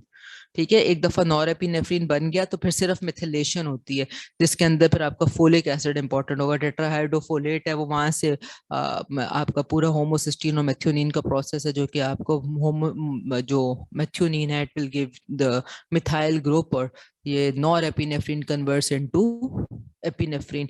लेकिन डोपामिन से नॉरएपिनेफ्रिन का बनना जो है वो वहां पे vitamin C is very important. Then methylglobinemia है या ऐसी conditions के where the body has oxidized iron, Fe+3 है, Fe+3 cannot take, आपको वो आगे काम नहीं करेगा unless it's converted back to Fe+2. तो वहाँ पे vitamin C is important. Vitamin C reverts oxidized iron back to its reduced form Fe+2, which is able to work. तो यहाँ पे these are the 3 important questions which are very important for vitamin C. Then after vitamin C, we come to B complex. So all of you are with me, right? Yes, ma'am. Yes, ma'am. ठीक है ना? ठीक है, तो ये vitamin C के important है. Scurvy के अलावा एक थिन कॉर्की हेयर, एक नॉरएपिनेफ्रिन की सिंथेसिस. नॉरएपिनेफ्रिन, नॉर का मतलब होता है नॉर्मल एपिनेफ्रिन, ठीक है. वो मिथाइलेशन होती है उसकी, तो वो एपिनेफ्रिन हो जाती है, फिर वो नॉर्मल नहीं रहती है. सही है. So norepinephrine to epinephrine methylation है, लेकिन डोपामीन से नॉरएपिनेफ्रिन बनना जो है, vitamin C is very important there. ठीक है. फिर आपके पास जो ऑक्सीडाइज्ड आयरन है उसको रिड्यूस करने में vitamin C is very important. Now we come to vitamin B complex. Vitamin B complex में जो इंपॉर्टेंट विटामिन है हमारे पास, vitamin B one thiamine, vitamin B two riboflavin, vitamin बी3 नियासिन, विटामिन बी6 पैराडॉक्सिन, फिर biotin, vitamin B nine folic acid, and then vitamin बी12 cobalamin. ठीक है. These are very very important. इसके अंदर हमारे पास विटामिन बी1 जो है वो थायामीन है. जस्ट एक second, I let's move it up और maybe move it down somewhere here. ठीक है. So vitamin B1 is very important for thiamine is very important for HMP shunt. एक second, मैं आई थिंक मैं शायद पिछले उस पे चली गई. हाँ चले. सो यहाँ से स्टार्ट करते हैं. Vitamin B1 is important for healthy nerve function, muscle function, digestive system and energy metabolism. ये सब मैंने क्यों लिखा है? ये इसलिए लिखा है कि सबसे पहले तो विटामिन B1 जो है, अगर आपको याद हो हमने उस दिन glycolysis and citric acid cycle पढ़ा था, तो there was a link reaction from where pyruvate was converted to acetyl CoA. वहां पे pyruvate dehydrogenase complex था. उस complex के लिए 5 coenzymes चाहिए होते हैं. उन coenzymes में vitamin B1 one of the 4 most important vitamin है. So if vitamin B1 is not there, आपका pyruvate जो है वो acetyl CoA में convert नहीं होगा. ठीक है. इसी तरह आपका अल्फा कीटो ग्लूटारेट कॉम्प्लेक्स जो है, alpha keto glutarate dehydrogenase complex in citric acid cycle, उसको भी वही 5 कोएंजाइम्स चाहिए होते हैं. सो दोस 5 कोएंजाइम्स अगेन उनके अंदर जो पहला वाला है वो विटामिन B1 है, विच इज थायमिन. अगर ये नहीं होगा तो the glycolysis and citric acid cycle will not take place properly. Glycolysis हो जाएगा, link reaction from where pyruvate converts into acetyl CoA, and you all know कि acetyl CoA जो है, it is very important. It can go into citric acid cycle, it can go into fatty acid cycle. Ji TCA cycle में जाता है. जी TCA cycle ना. तो अगर ये नहीं होगा तो एटीपी सिंथेसिस नहीं होगी. सो इसलिए मैंने आपको लिखा है इसमें कि energy metabolism, vitamin B1 is also very important in energy metabolism. ठीक है. सबको समझ आई है इसकी? Yes ma'am. जी ma'am. Good. Sources of vitamin B1 जो है वो milk, grain, poultry, fish, beans. Sources में तो आप परेशान ही नहीं हो, हर चीज बस मीट, मिल्क, ग्रेन और बीन्स आप लिख दें. लेकिन जो 5 कॉम्प्लेक्सेस हैं इसको बहुत इंपॉर्टेंट है, बिकॉज आपकी एनर्जी मेटाबॉलिज्म में पायरुवेट डिहाइड्रोजनेस कॉम्प्लेक्स और alpha keto glutarate dehydrogenase complex जो है, it's very important for your energy metabolism. और इसलिए अच्छा, दूसरी चीज सबसे important, when thiamine is not there, आपके energy metabolism is not right. That's clear. क्योंकि पायरुवेट डिहाइड्रोजनेस कॉम्प्लेक्स और alpha keto glutarate dehydrogenase of Krebs cycle is not functioning properly. तो आपकी बॉडी एटीपी सही प्रोड्यूस नहीं कर रही. आपने बंदे को आईवी ग्लूकोज एकदम से नहीं लगा देनी. क्यों? क्योंकि this IV glucose is eventually going to utilize whatever thiamine is present in the body, वो उस thiamine को भी utilize कर देगा, because link reaction से pyruvate को acetyl CoA में बनना बहुत जरूरी है. और acetyl CoA सिर्फ Krebs cycle में नहीं जाता, वो fatty acid synthesis में भी जाता है, वो आपकी cholesterol synthesis में भी जाता है, वो आपके ketone body synthesis में भी जाता है. acetyl CoA हर जगह fit आता है. So if pyruvate is unable to convert into acetyl CoA, आपका एक important precursor of all the major cycles of your body is not there, and now you are because energy metabolism normal नहीं है, patient is energy depleted, ATP कम है, he is lethargic, he is feeling weakness.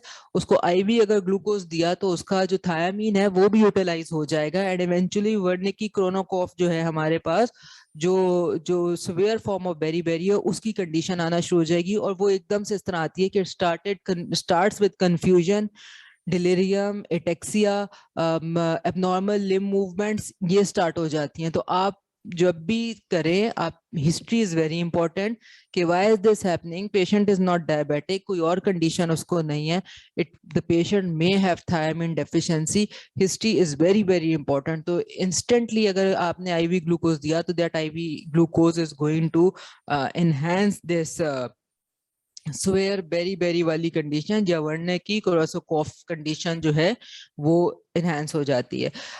Vitamin B1 is also important for HMP shunt. It is also important for transketolase reactions. और low transketolase activity जो होती है वो thiamine deficiency को show करती है. So ये तो आपके हो गए energy metabolism. अब vitamin B1 deficiency can cause beriberi.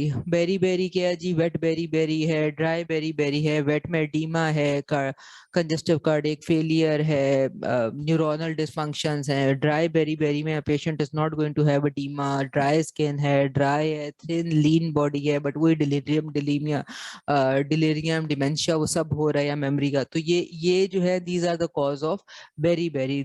Beriberi is very common in Asian population because इनका जो most of the staple diet होता है वो पॉलिश या वाइट राइस होता है. तो इसलिए where the staple diet is white rice, तो वहां पे थायामीन की डेफिशिएंसी हो जाना it is sometimes sort of a routine. तो ये हमें पता होना चाहिए कि vitamin deficiency is happening in our population. History is very important. Diet किस तरह की ली जा रही है और patient के साथ क्या हो रहा है, that is important. Vitamin B1 की ट्रीटमेंट ये है, डेफिशिएंसी ट्रीटमेंट इज कि आप पेशेंट को विटामिन B1 देंगे. So once vitamin B1 is given, तो जो pyruvate dehydrogenase, alpha ketoglutarate dehydrogenase, alpha transketolase reactions, ये सब नॉर्मल हो जाएंगे. सो वंस इट्स नॉर्मल, क्योंकि these act as coenzymes, enzymes वगैरह, everything is present in the body. The enzymes, they cannot function properly because उसका जो उसको उसके रिएक्शन या उसकी एक्टिविटी को एनहांस करने वाला कोएंजाइम था, that is deficient. So जो ही आप थायामीन देंगे, things are going to get normal instantly. ठीक है. तो आपके पास अक्सर आप देखते हैं कि वो एक येलो कलर की ड्रिप्स ही होती है, that's actually has vitamins and these things in it. तो वो एकदम से वो जो है, it enhances the reaction, enhances a person's condition. Beri मैंने आपको बता दिया कि ये because of the vitamin B1 deficiency है. हाउएवर स्वेयर बेरी जो है, it appears as Wernicke-Korsakoff's disorder. Wernicke में हमारे पास we have memory loss, we have confusion, we have ataxia, we have ophthalmoplegia, जिसमें eye movement भी normal नहीं है, eyes की movement भी normal नहीं होती है. And then Korsakoff जो है वो डिसऑर्डर क्या है, जहाँ पे एमनीजिया होती है and patient is also having hallucinations, उसको हेलुसिनेशंस भी हो रही होती हैं. सो वंस विटामिन B1 की डेफिशिएंसी होती है तो एनर्जी डिप्लीशन के साथ ये सारी चीजें होना शुरू हो जाती हैं. And extreme forms of beri जिसमें वर्निकी आएगा तो मेमोरी, कंफ्यूजन, एटेक्सिया और आई मूवमेंट सब नॉर्मल हो रही हैं. एंड देन अगर कोर्सोकॉफ यानी इट्स अनदर साथ में आएगा तो हेलुसिनेशंस और बाकी चीजें भी होना शुरू हो जाएंगी. तो this is all because of vitamin B1 deficiency. Vitamin B1 की डेफिशिएंसी का सिर्फ how to recover is to give vitamin B1. Since it's water soluble vitamin, there's no known toxicity या toxicity हो ही नहीं सकती because this water soluble vitamin if given in excess can easily go out in urine, can easily be excreted in urine. तो आपने दे भी दिया तो कोई परेशानी की बात नहीं है, वो एक्सक्रीट हो जाएगा यूरिन में, ठीक है। तो दिस इज हैपन, और अमूमन डेवलपिंग कंट्रीज में तो बिकॉज ऑफ वाइट राइस है, but in developed countries because of chronic alcoholism, क्योंकि अल्कोहलिज्म से बाकी मेटाबॉलिक डिसऑर्डर्स हमारे हैम्पर हो जाते हैं और काफी चीजें उसमें गड़बड़ होती हैं। ऐसे एसिटाल्डिहाइड वगैरह प्रोड्यूस होता है जो कि कार्सिनोजन भी है, जो कि हमारी बॉडी के काफी रिएक्शंस को स्टॉप करता है। तो अल्कोहलिज्म में भी विटामिन B1 की डेफिशिएंसी होती है। आई होप कि यहाँ तक आप क्लियर है। Yes, ma'am. सब Yes, क्लियर ma'am. है? ठीक है, दिस इज वेरी इंपॉर्टेंट, सही है ना। Pyruvate dehydrogenase complex, alpha ketoglutarate dehydrogenase complex आया तो विटामिन B1 बहुत इंपॉर्टेंट है, ठीक है। उसका 5 कोएंजाइम में से एक पहला, ये याद रखना है।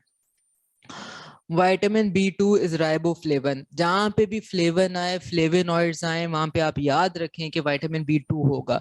फ्लेवेनॉइड्स होते हैं वो कलर्ड कंपाउंड्स होते हैं जो कि हमारे fruits and vegetables, the beautiful colours that they get is because of flavonoids. So riboflavin is vitamin B2। Flavonoid जब आता है तो FADs होते हैं, FAD निकोटिनामाइड, फ्लेन, ये हमारे पास FAD बनना, ये FAD हमारे पास अप्रोक्सीमेटली 2 ATP प्रोड्यूस करता है।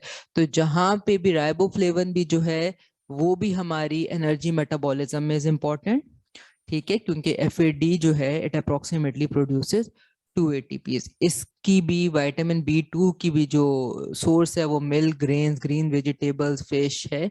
बट ग्रीन लीफी वेजिटेबल्स या ग्रीन वेजिटेबल्स या कलरफुल वेजिटेबल्स एंड फ्रूट्स जो हैं उनके अंदर भी flavonoids are in excess, and riboflavin, wherever flavonoids come, it's riboflavin, vitamin B12, vitamin B2 sorry. Vitamin B2 जो है अगर उसकी डेफिशिएंसी होगी तो क्या होगा? एक तो FAD नहीं है तो ATP की प्रोडक्शन कम होगी। अच्छा चलें, वो तो इतना, वो जो भी है, वहाँ पहले वाले के अंदर एंजाइम्स के कोई एंजाइम नहीं था, यहाँ पे FAD इटसेल्फ नहीं है।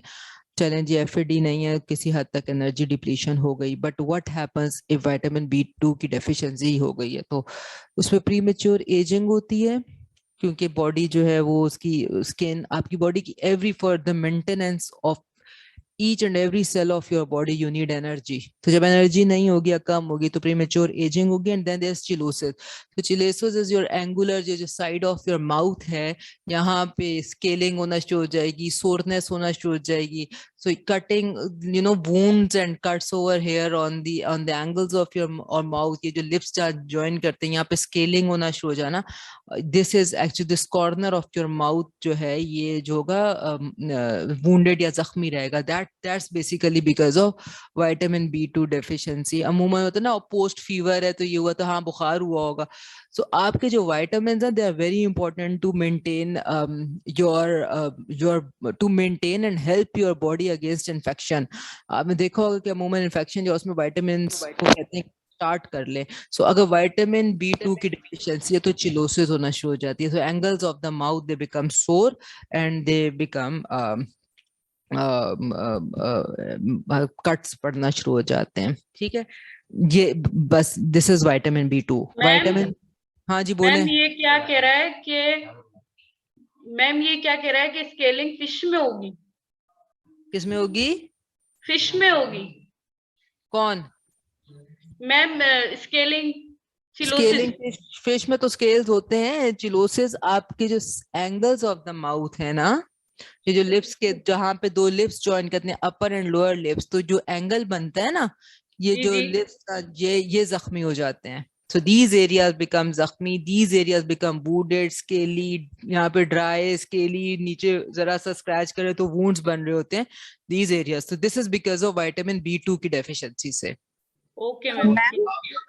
विटामिन B2 डेफिशिएंसी से भी चिलोसिस होते हैं, और आयरन डेफिशिएंसी एनीमिया में भी एंगुलर चिलोसिस होते हैं। तो हाउ वी विल डिफरेंशिएट? देखें, विटामिन की जो डेफिशिएंसी होती है उसके लिए आपको वेरी नेग्लिजिबल अमाउंट चाहिए, और विटामिन्स जो होते हैं they are very important to boost your immunity. जब हम ओवरऑल इफेक्ट्स ऑफ विटामिन की बात करते हैं तो हम इम्यूनिटी की बात करते हैं। When we talk about immunity, तो अगर आपकी बॉडी के अंदर इम्यूनिटी नहीं होगी तो कोई भी इन्फेक्शन होगा। और जैसे मैंने सबसे पहले कहा कि पोस्ट फीवर जो होते हैं अमूमन ये एरियाज जो होते हैं ये चिलोसिस होती है। तो मैं कहता जी बुखार हुआ था इसलिए चिलोसिस हुई है, but that's because may be आपके अंदर बॉडी के अंदर विटामिन की डिप्लीशन है, जिसकी जिसकी वजह से the body is unable to find. उसका आसान तरीका ये है कि vitamin B complex is water soluble vitamin, you can give your patient vitamin B complex. Vitamin B complex में कोई टॉक्सिसिटी नहीं करनी है, rather it's going to be very helpful, and if it excess is given तो भी कोई परेशानी की बात नहीं है, because it can be excreted into urine, that's it. ठीक है, ठीक है मैम, ओके। गुड। अब हम जाते हैं विटामिन B3 पर। सो विटामिन B3 नियासिन इस निकोटिनामाइड्स NAD NADH आपको याद होगा which produces almost 3 ATP। ठीक है, फंक्शन ऑफ विटामिन B3 है कि it promotes healthy skin and tissue, it maintains the integrity of digestive system, nervous system and your energy metabolism, इसलिए कि उनके NADs बन रहे हैं। ठीक है, निकोटिनामाइड्स बने NAD NADH, ये आपके इलेक्ट्रॉन ट्रांसपोर्ट चेन या आपकी क्रेब्स साइकिल या आपकी सब जगह पे ATP प्रोडक्शन में हेल्प करते हैं, तो एनर्जी का बनना इज वेरी इंपॉर्टेंट। ठीक है, tryptophan is the essential amino acid that can convert into vitamin B3। अब आप याद रखें कि tryptophan itself is an essential amino acid. अगर आपकी बॉडी में NADs नहीं है, ATP प्रोडक्शन नहीं हो रहा, क्योंकि NAD और FAD डायरेक्ट ATP के साथ कनेक्टेड है, they are not coenzymes, they are directly connected to ATP। अगर ATP जनरेट नहीं हो रही है, एनर्जी डिप्लीशन हो रही है, आपकी बॉडी के एसेंशियल अमाइनो एसिड्स ट्रिप्टोफैन जो है that will be utilized to form vitamin B3 niacin.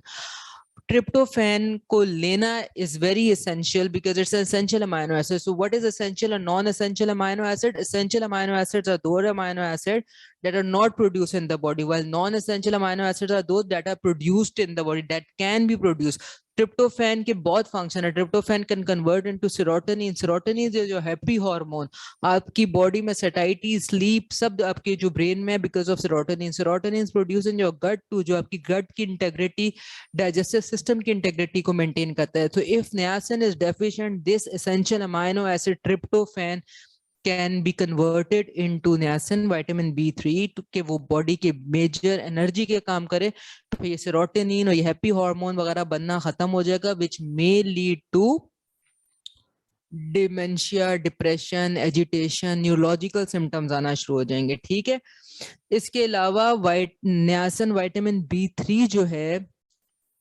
ये हमारे पास हाइपरलिपिडीमियाज या डिसलिपिडीमियाज में भी दिया जाता है। क्यों दिया जाता है? क्योंकि विटामिन B3 जो है वो HDL की कॉन्सेंट्रेशन को रेज करते हैं इन द ब्लड। किस मैकेनिज्म से करता है that we still don't know, हमें नहीं पता कि वो कैसे करता है, लेकिन वो करता है, जिसकी वजह से विटामिन B3 दिया जाता है ड्यूरिंग हाइपरलिपिडीमियाज एंड डिसलिपिडीमियाज के HDL को रेज करें। ये विटामिन B3 की इंपॉर्टेंट चीजें हैं। तीसरी चीज है कि अगर विटामिन B3 आपने एक्सेस में दे दिया तो फ्लशिंग ऑफ द स्किन होना शुरू हो जाती है। This flushing of the skin is not because of this not because of any histamine release, but is because of prostaglandins। तो वो जो स्किन के सेल्स रिलीज करते हैं वो उसके लिए सिर्फ ट्रीटमेंट ये होती है कि NSAIDs ने, and it's very very very rare. तो ऐसा नहीं होता कि कोई पेशेंट आपका कहे कि जी मैंने विटामिन ज्यादा खा ली थी B3 और मुझे फ्लशिंग ऑफ द स्किन हो गई थी, तो आप सिर्फ NSAIDs 1-2 दे दें, patient will recover, but it's very rare condition. ठीक है, जो नोन है, कॉमनली नोन है विटामिन B3 जो अमूमन हम बाद दफा सवाल नहीं पूछते लेकिन आप पूछ भी लेते हैं क्योंकि बाद दफा लोग कॉमन चीजें नहीं पढ़ के आते हैं, that is pellagra. So pellagra is 3 Ds, dementia, dermatitis and diarrhea. So 3 Ds pellagra is a very known favorite condition vitamin B3 की है और इसको 3 Ds कहते हैं। इसकी ट्रीटमेंट आप विटामिन B3 कराएं, लेकिन विटामिन B3 के जो बहुत इंपॉर्टेंट चीजें आपको याद करने के पेलाग्रा के बाद वो ये कि ट्रिप्टोफैन उसको बनाता है। Tryptophan itself essential amino acid है। दूसरा ये कि हाइपरलिपिडीमिया में दिया जाता है क्योंकि वो HDL को इंक्रीज करता है। What is the mechanism we don't know yet, but वो करता है। तीसरी चीज ये है कि वो फ्लशिंग ऑफ द स्किन कर सकता है रेयर कंडीशंस अगर एक्सेस में दिया जाए। ठीक है, and that's because of the prostaglandins synthesis. उसके लिए NSAID दें, वो सही हो जाएगा। यहाँ तक विटामिन B3 है। Vitamin B6, vitamin B6 is pyridoxal. जी मैम बोले। इसमें तो ये लिखा हुआ है कि NSAID से एलिवेट होगा, खत्म करेगा, खत्म एलिवेट करेगा। Intake of NSAID can elevate it, elevated, आपकी जो flushing of the Flushing। Skin वो रिड्यूस हो जाएगी। ठीक है ना? ठीक है। Now vitamin B6 is pyridoxine. Again, it helps in the maintenance of RBCs and immune cells. Immunity boost करने के लिए आपकी vitamins are important. It is present in beans, legumes, nuts, seeds, egg, meat, fish. ठीक है. Function इसका important vitamin B6 का trans एमाइनेज है. ठीक है. Transaminase reaction is very important. Transaminase reaction आपकी ने प्रोटीन्स के उसमें पढ़ा होगा. ट्रांस एमाइनेज और डीएमाइनेज है. ट्रांस एमाइनेज का फंक्शन होता है ट्रांसफर ऑफ नाइट्रोजन या amino group from one two another. जहां से उसने अमाइनो ग्रुप को हटा दिया वहां कार्बन स्केलेटन रह जाएगा, वो कार्बोहाइड्रेट बन जाएगा, और जहां पे उसने उसको पहुंचा दिया वो अमाइनो एसिड वो प्रोटीन की शेप ले लेगा. So transaminase is important. Secondly vitamin B6 की डेफिशिएंसी में आपको लिवर एंजाइम्स जो हैं वो एनालाइज कराने होते हैं, बिकॉज हो सकता है कि ये ऑल्टर्ड हो, AT, ALT, AST ये आगे पीछे हुए हो, डिरेंज्ड हो, बिकॉज ट्रांस अमाइनेज रिएक्शन जो है that is dependent on vitamin B6. So vitamin B6 के लिए याद रखना है कि आपका ट्रांस अमाइनेज रिएक्शन को ये सपोर्ट करता है. तो ट्रांस अमाइनेज रिएक्शन बॉडी में जहां जहां होगा वहां पे vitamin B6 is very very important. It acts as a coenzyme cofactor. ठीक है. इसी तरह haemoglobin synthesis and neurological functions में भी विटामिन B6 इज इंपॉर्टेंट. आपकी जो आइसोनियाजिड है which is a TB medicine, it blocks vitamin B6. So vitamin B6 को लाजमी आप ट्यूबरक्लोसिस की ट्रीटमेंट में विटामिन B6 को आप लाजमी अपने पेशेंट को देते हैं, because it blocks vitamin B6. तो विटामिन B6 की सप्लीमेंटेशन की जाती है. It's a very pet question कि ट्यूबरक्लोसिस में आप क्या देंगे साथ में विटामिन, तो दैट्स विटामिन B6. ठीक है. विटामिन B6 का ट्रांस अमाइनेज रिएक्शन कराना है, ये आपने याद रखना है. इम्यूनिटी तो हर विटामिन बूस्ट करेगा, ये आपने याद रखना है. कोई नॉन टॉक्सिसिटी नहीं है कि अलबत्ता ये है कि अगर विटामिन B6 का इम्बैलेंस हो जाए तो it may cause to burning feet syndrome. हाथ पांव का जलना शुरू हो जाता है, वो बर्निंग फीट सिंड्रोम होता है जिसमें अमूमन सोल्जर्स को भी होता है.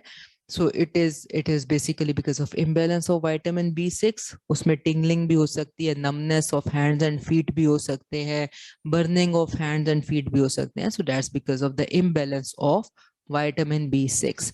तो आपने ये याद रखना है, burning feet, transaminase और tuberculosis के लिए इसका importance है. The 3 very important functions of vitamin B6. यहाँ तक सबको समझ आ गई? Yes, ma'am. Ma'am, ये vitamin B6 की जो Yes, last ma'am. line है कि it has no role in peripheral neuropathy, which usually happens हाँ. in diabetes. हाँ, पेरिफेरल न्यूरोपैथी तो डायबिटीज में होती है ना. आप पेशेंट जो होता है वो अपने पाँव की उंगलियां सुन्न हो जाती हैं. कहते हैं diabetic foot should be worshipped because wound in the diabetic foot जो होता है वो सही नहीं हो रहा होता बिकॉज न्यूरोपैथी होती है. Person can not feel the sensation.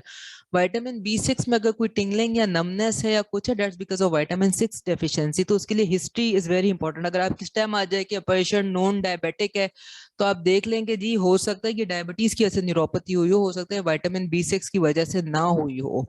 ठीक है. सो वो ये सिर्फ लिखने का पर्पस ये होता है कि बाद दफा आपके स्टेम्स ऐसे होते हैं जो आपको लीड कर रहे होते हैं टुवर्ड द करेक्ट आंसर. कि if a person is non diabetic with no such deficiencies तो इसका मतलब है विटामिन B6 की डेफिशिएंसी नहीं होगी. जो भी उसकी न्यूरोपैथी है that purely because of diabetes. अगर तो vitamin B6 की deficiency है, a soldier is being in a war zone for a longer duration of time और अब उसको tingling and numbness हो रही है और ये हो रहा है, then it's because of vitamin B6 imbalance. ठीक है. तो ये stems जो बनती हैं उसके लिए होता है. समझ आई? Yes, ma'am. चलें आगे चलें. बायोटिन का कोई ऐसा वो नहीं है, इसका सिर्फ एक इंपॉर्टेंट चीज है कि बायोटिन के अंदर जो है जो रॉ एग होता है that has avidin in it that can block biotin और बायोटिन को इनहिबिट करता है. ये बस सवाल के हिसाब से याद रखें कि ये रॉ एग्स के अंदर एविडिन होता है जो कि ब्लॉक करता है बायोटिन को. और as of all the vitamin immunity boost करना, आपके energy, metabolism, nervous system, integrity इन सबके लिए इंपॉर्टेंट है. But the only thing that is important to remember is कि raw eggs के अंदर evidence होता है that blocks biotin. ठीक है. Done? Done, ma'am, done. Good. Yes, बस ma'am. 2 रह गए हैं, vitamin B9 and vitamin B12, folic acid and cobalamin. Folic acid and cobalamin are very very important. ठीक है. फोलिक एसिड का डिसफंक्शन जो है वो एज रिलेटेड मेमोरी में है, हेयरिंग लॉस है, इसके बहुत ज्यादा फंक्शन है फोलिक एसिड के. आपकी मेमोरी में it's important in your hearing, it is important in the maintenance of your red blood synthesis है, बॉडी के एंजाइम्स है, it's very very important. Resources of folic acid are citrus fruit, green leafy vegetable, वही meat, poultry, egg वगैरह है। ये sorry it's a typographical error, ये बाद दफा हो जाते हैं, कोई मसला नहीं है। So it's absorbed in jejunum, ठीक है। अगर किसी पेशेंट की जेजुनम, आपको सवाल आए कि उसकी जेजुनम को रिमूव किया हुआ है और कौन सी विटामिन उसकी डेफिशिएंट होगी, तो उसका फोलिक एसिड उसकी बॉडी में डेफिशिएंट होगा, सही है। आपने उसको फोलिक एसिड सप्लीमेंट करना है। तो फोलिक एसिड कहाँ एब्जॉर्ब होता है? जेजुनम में एब्जॉर्ब होता है। अगर किसी पेशेंट का जेजुनम रिसेक्ट हुआ है, निकला हुआ है, तो उसको आपको फोलिक एसिड देना पड़ेगा। And folic acid is very important because it is utilize in nucleic acid की जो मेटाबॉलिज्म होती है ना, हमारी न्यूक्लिक एसिड डिवीजन, हमारी पूरी सेल डिवीजन के अंदर फोलिक एसिड यूटिलाइज होता है। सो फोलिक एसिड अगर किसी पेशेंट की जेजुनम रिमूव हुई है तो फोलिक एसिड उसके अंदर नहीं होगा, आपने उसको फोलिक एसिड देना है। इलियम अगर रिमूव हुई है तो विटामिन B12 नहीं होगा, कोबालामीन नहीं होगा। तो जेजुनम में फोलिक एसिड एब्जॉर्ब होती है और इलियम में कोबालामीन एब्जॉर्ब होती है, ठीक है। तो जेजुनम अगर रिमूव हो गया तो आपने फोलिक एसिड देना है। फोलिक एसिड की डेफिशिएंसी न्यूरल ट्यूब डिफेक्ट्स कर सकती है, एनीमिया कर सकती है, विटिलिगो कर सकती है। Newborn baby having spina bifida ऐसी कंडीशन है तो उसका मदर, इसका मतलब है कि the mother was deficient in folic acid. So ऐसी मदर्स को in future pregnancies earlier folic acid देना शुरू कर देते हैं if they are trying to conceive, ताकि अगली प्रेगनेंसी में कोई न्यूरल ट्यूब डिफेक्ट नहीं आए। सो फोलिक एसिड अगर कोई भी है तो इंतजार नहीं करें कि बच्चा पैदा होगा तो उसका देखते हैं न्यूरल ट्यूब डिफेक्ट है कि नहीं है। You have to give supplement to your patient कि उसको फोलिक एसिड लाजमी देना है बिकॉज न्यूरल ट्यूब डिफेक्ट नहीं होता। सेकेंडली, चूंकि मैंने आपको बताया कि न्यूक्लिक एसिड मेटाबॉलिज्म के अंदर folic acid plays an integral role, तो जाहिर सी बात है हमारे आरबीसीज के बनना और they very important. Folic acid नहीं होगा तो हमारे पास मैगेलोब्लास्टिक एनीमिया, परनीशियस एनीमिया हो सकता है, इसलिए फोलिक एसिड देना है। तीसरी चीज विटिलिगो है। Vitiligo is the patches where there on the skin where there is no pigmentation and that is because of vitamin B9 या फोलिक एसिड की डेफिशिएंसी। तो आपने इसको कवर करना है। फोलिक एसिड और vitamin B12 they again go like horse and carriage, जहां पे भी फोलिक एसिड होगा वहां पे विटामिन B12 होगा, दोनों का निकाह हुआ है, सही है। तो मिनरल्स एंड कॉपर और जिंक ये तो इंपॉर्टेंट है ही हैं। Folic acid goes hand in hand with vitamin B12, ठीक है। कोबालामीन जो हम आगे पढ़ेंगे, जो फंक्शन फोलिक एसिड करता है कि वो अनीमिया नहीं होने देगा क्योंकि न्यूक्लिक एसिड मेटाबॉलिज्म के अंदर है, तो विटामिन B12 का भी वही रोल है क्योंकि वो वहीं पर होता है, वहीं से ही विटामिन B12 जो होता है, folic acid actually converts into tetrahydrofolate, ये उस साइकिल में वहां से हेल्प करता है। लेकिन इस साइकिल को करने के लिए फोलिक एसिड को टेट्राहाइड्रोफोलेट में कन्वर्ट करने के लिए विटामिन B12 इंपॉर्टेंट होता है। टेट्राहाइड्रोफोलेट होमोसिस्टीन से मेथियोनीन में कन्वर्ट करने के लिए इंपॉर्टेंट होता है क्योंकि यहाँ से हाइड्रोजन लेके वो टेट्राहाइड्रोफोलेट करता है, लेकिन ये उस वक्त तक नहीं कर सकेगा जब तक विटामिन B12 नहीं होगा। So folic acid and vitamin B12 go hand in hand. इनके जो डिजीज के साइन सिम्टम्स है वो था ओवरलैपिंग। हिस्ट्री से अगर जेजुनम रिमूव हुआ है तो आपको फोलिक एसिड देना है, इसका मतलब है फोलिक एसिड नहीं है। और अगर इलियम रिमूव हुआ है तो आपको विटामिन B12 को कोबालामीन देना है। और अगर वैसे डेफिशिएंसी है तो आप folic acid and vitamin B12 दोनों दे सकते हैं क्योंकि both are water soluble vitamin, कोई मसला नहीं है, दे कैन बी एक्सक्रीटेड। एक और बात अपार्ट फ्रॉम देयर स्टोरेज है, नो अपार्ट नहीं, रिगार्डिंग देयर स्टोरेज, वो ये है कि फोलिक एसिड कुछ हफ्ते तक आपकी बॉडी में रह सकता है। और चूंकि cobalamin vitamin B12 although it's a water soluble vitamin, it is present in meat में बहुत ज्यादा होता है, तो वो आपकी बॉडी में कुछ महीनों और इवन कुछ साल तक स्टे कर सकता है। तो अगर तो इलियम और जेजुनम की सर्जरी नहीं हुई फिर भी विटामिन फोलिक एसिड और कोबालामीन डेफिशिएंसी है पेशेंट में, तो इसका मतलब है कि कितने सालों से वो बंदा या कितने महीने से वो बंदा, डिपेंडिंग ऑन दी हेल्थ और डाइटरी इंटेक, कितने अरसे से, इट मींस कि काफी अरसे से मीट उस बंदे ने नहीं खाया प्रॉपरली। रिकमेंडेड अलाउंस को छोड़ दें, उसने रिकमेंडेड अलाउंस से भी बहुत उसमें कम उसमें खाया है कि उसकी बॉडी की जो मेंटेनेंस है, इन्फेक्शन से जो लड़ना है वो तो गया, उसके अंदर विटामिन B12 और फोलिक एसिड, विटामिन B9 की डेफिशिएंसी हो रही है। तो ये चीजें भी इंपॉर्टेंट हैं कि अगर किसी को पर्नीशियस अनीमिया हो रहा है, मेगैलोब्लास्टिक अनीमिया है, विटिलिगो यानी white patches on the skin पड़ रहे हैं, तो आप उनको दोनों ही दे दें, वाटर सॉल्युबल, इनसे कोई मसला नहीं होना। ठीक है। डेफिशिएंसी ऑफ फोलिक एसिड में लीड टू हाइपर होमोसिस्टिन्यूरिया, क्योंकि एक तरफ फोलिक एसिड आता है और एक तरफ से होमोसिस्टीन आता है। फोलिक एसिड से हाइड्रोजन ग्रुप लेके टेट्राहाइड्रोफोलेट बनता है और वहां से वो मेथियोनिन बनता है, लेकिन बीच में जो ये साइकिल करना होता है, बीच में विटामिन B12 का रोल होता है। इसलिए फोलिक एसिड और vitamin B12 go hand in hand. अच्छा, विटामिन B12 का इंपॉर्टेंट रोल ये है कि it's again in the helpful in the synthesis of RBCs and bone marrow की health and production of red blood cells and blood cells के लिए important है। It's important for the nervous tissue function and also for the sperm production. ठीक है। Immune तो हर vitamin immune boost करेगा आपका। Sources of vitamin B12 milk, egg, dairy products हैं। चूंकि मीट के अंदर भी विटामिन B12 होता है, तो ये याद रखें कि विटामिन B12 कई महीनों और इवन 1-2 साल तक आपकी बॉडी में रह सकता है। अगर विटामिन B12 की डिप्लीशन है विदाउट इलियम की सर्जरी, तो इसका मतलब है कि बॉडी जो है उसको प्रॉपर कितने ही अरसे से, यानी साल 1.5-2 साल से उसको विटामिन B12 उसके नहीं मिली है, तो अब वो मेगैलोब्लास्टिक अनीमिया, पर्नीशियस अनीमिया बन रहा है। ठीक है। इसी तरह फोलिक एसिड है, फोलिक एसिड कई अरसा यानी कई हफ्ते, कई महीने बॉडी में रहता है। तो अगर फोलिक एसिड कम है तो इसका मतलब है कुछ महीनों से वो बंदा नहीं सही ले रहा, और अगर कोबालामीन कम है तो इसका मतलब है इतने महीनों से नहीं ले रहा कि वो साल बन गया है। ठीक है। तो ये इट इज वेरी इंपॉर्टेंट, ये 2 विटामिन जो हैं इनके अंदर कैपेसिटी है कि ये कुछ अरसे तक आपकी बॉडी में रहें, और ये अल्लाह ने इसलिए बनाई है because both of these vitamins are very important for your RBCs, for your blood. ठीक है। So after ingestion, your vitamin B12, cobalamin from your stomach, it in the stomach it goes and binds the intrinsic factor, from where it goes to ileum, intestine के ileum में, in ileum part में जाती है, and then it gets absorbed. If someone has Crohn's disease या stomach में B12 नहीं बन रहा, या स्टमक का कोई मसला है, इन्फ्लेमेशन है, इन्फेक्शन है या ऑटो इम्यून है, तो patient will have pernicious anaemia which is basically because of cobalamin की डेफिशिएंसी।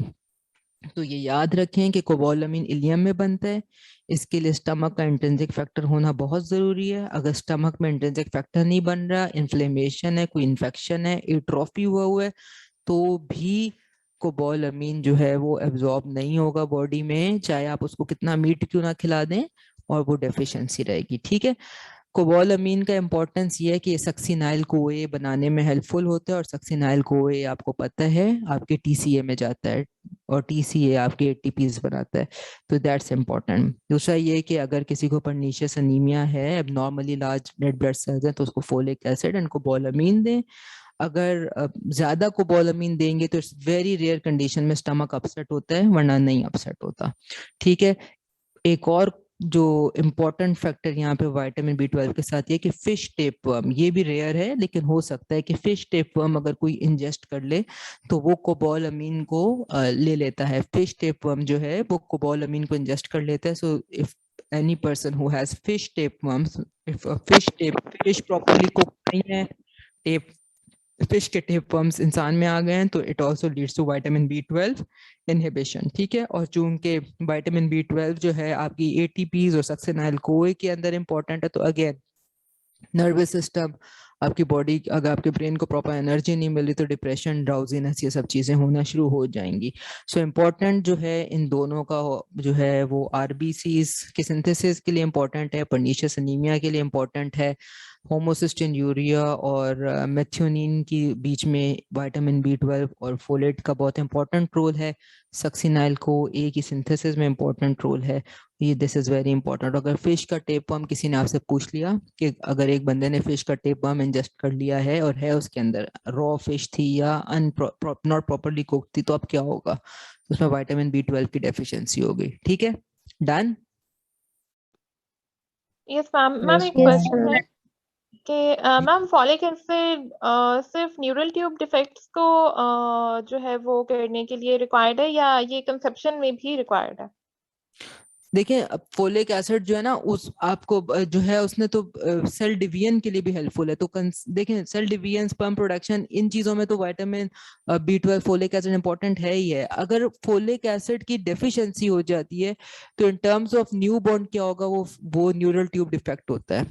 न्यूरल ट्यूब डिफेक्ट के लिए इंतजार नहीं करते हैं कि हो, फर्स्ट 4 मंथ्स में लाजमी फोलिक एसिड जो है वो देना होता है। For those females who have a previous history of having a child with a neural tube defect, तो उनको हम when they try to conceive तो उनसे पहले ही पूछ लेते हैं कि अगर आपने कभी भी कंसीव करना हो तो आपने 2 महीने पहले you have to start taking prophylactically folic acid, और डोज उसकी बढ़ा के उनको हम देते हैं फिर, ठीक है ना।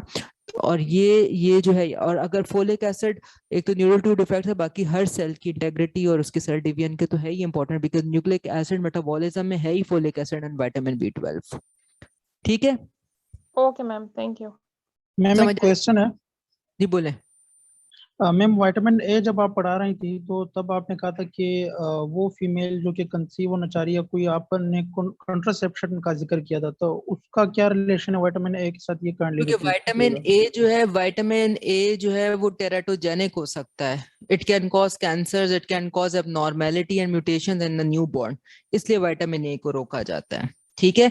फोलिक एसिड और कोबालामीन जो है प्रिडोमिनेंटली फोलिक एसिड, वो सेल डिवीजन और सेल की इंटेग्रिटी को मेंटेन रखता है। सो अगर न्यूक्लिक एसिड सही डिवाइड नहीं होंगे तो इवेंचुअली न्यूरल ट्यूब डिफेक्ट्स की फॉर्म में, पर्नीशियस अनीमिया की फॉर्म में, मेगालोब्लास्टिक अनीमिया, विटिलिगोस, ये चीजें डेवलप होना शुरू हो जाएंगी।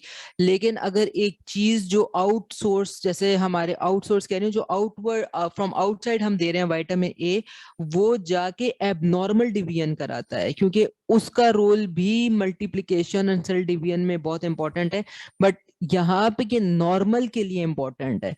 That goes and sort of become teratogenic and mutagenic vitamin A. तो अगर वो म्यूटाजेनिक बनेगा तो वो म्यूटेशंस कॉज करेगा, that may not be harmful to the baby. अगर वो साइलेंट म्यूटेशन है तो कुछ नहीं होगा, लेकिन अगर वो कोई और म्यूटेशन है that may eventually lead to cancer या may become stop codon करके प्रोटीन ही सिंथेसिस सही नहीं करा रही है, तो वहां पे then become harmful effects। तो विटामिन B12 और folic acid very important during pregnancy, ये देने चाहिए। And vitamin A is strictly prohibited not during pregnancy but also minimum 3 months before pregnancy। कि आप प्रेगनेंसी से 3 महीने पहले तक मतलब एटलीस्ट आपने विटामिन ए ना लिया हो। तो दोनों के अपोजिंग रोल्स हैं। मैम ये टॉपिकली भी टेराटोजेनिक होता है? जी बेटा, विटामिन ए टॉपिकली भी टेराटोजेनिक होता है, जो रेटिनॉइड्स यूज करते हैं वुमेन? हाँ देखें, टॉपिकली तो आप एक्ने के लिए उनको दे रहे हैं ना, बट यू नेवर नो कि वो कितनी, आपका पेशेंट कितना अप्लाई कर रहा है और वो कितना स्किन में अब्सॉर्ब हो रहा है, पेशेंट की वो कितनी है।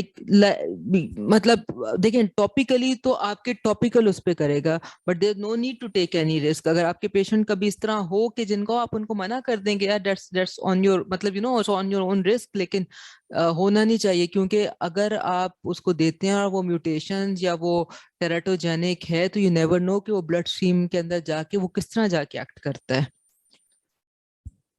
Ma'am during pregnancy it's safe to use, क्योंकि यूजुअली स्किन केयर का यूजुअल पार्ट भी होता है ना रेटिनॉइड्स।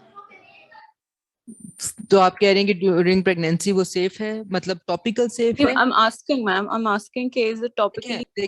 देखें then again it's two schools of thought. So in my case मुझे मना कर दिया गया था, so in my case it was stopped कि नहीं यूज करें।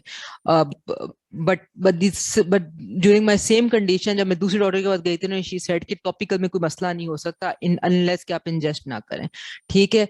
तो then there can be, for my personal experience there can be two different school of thought, but yet again there's no need to take any risk।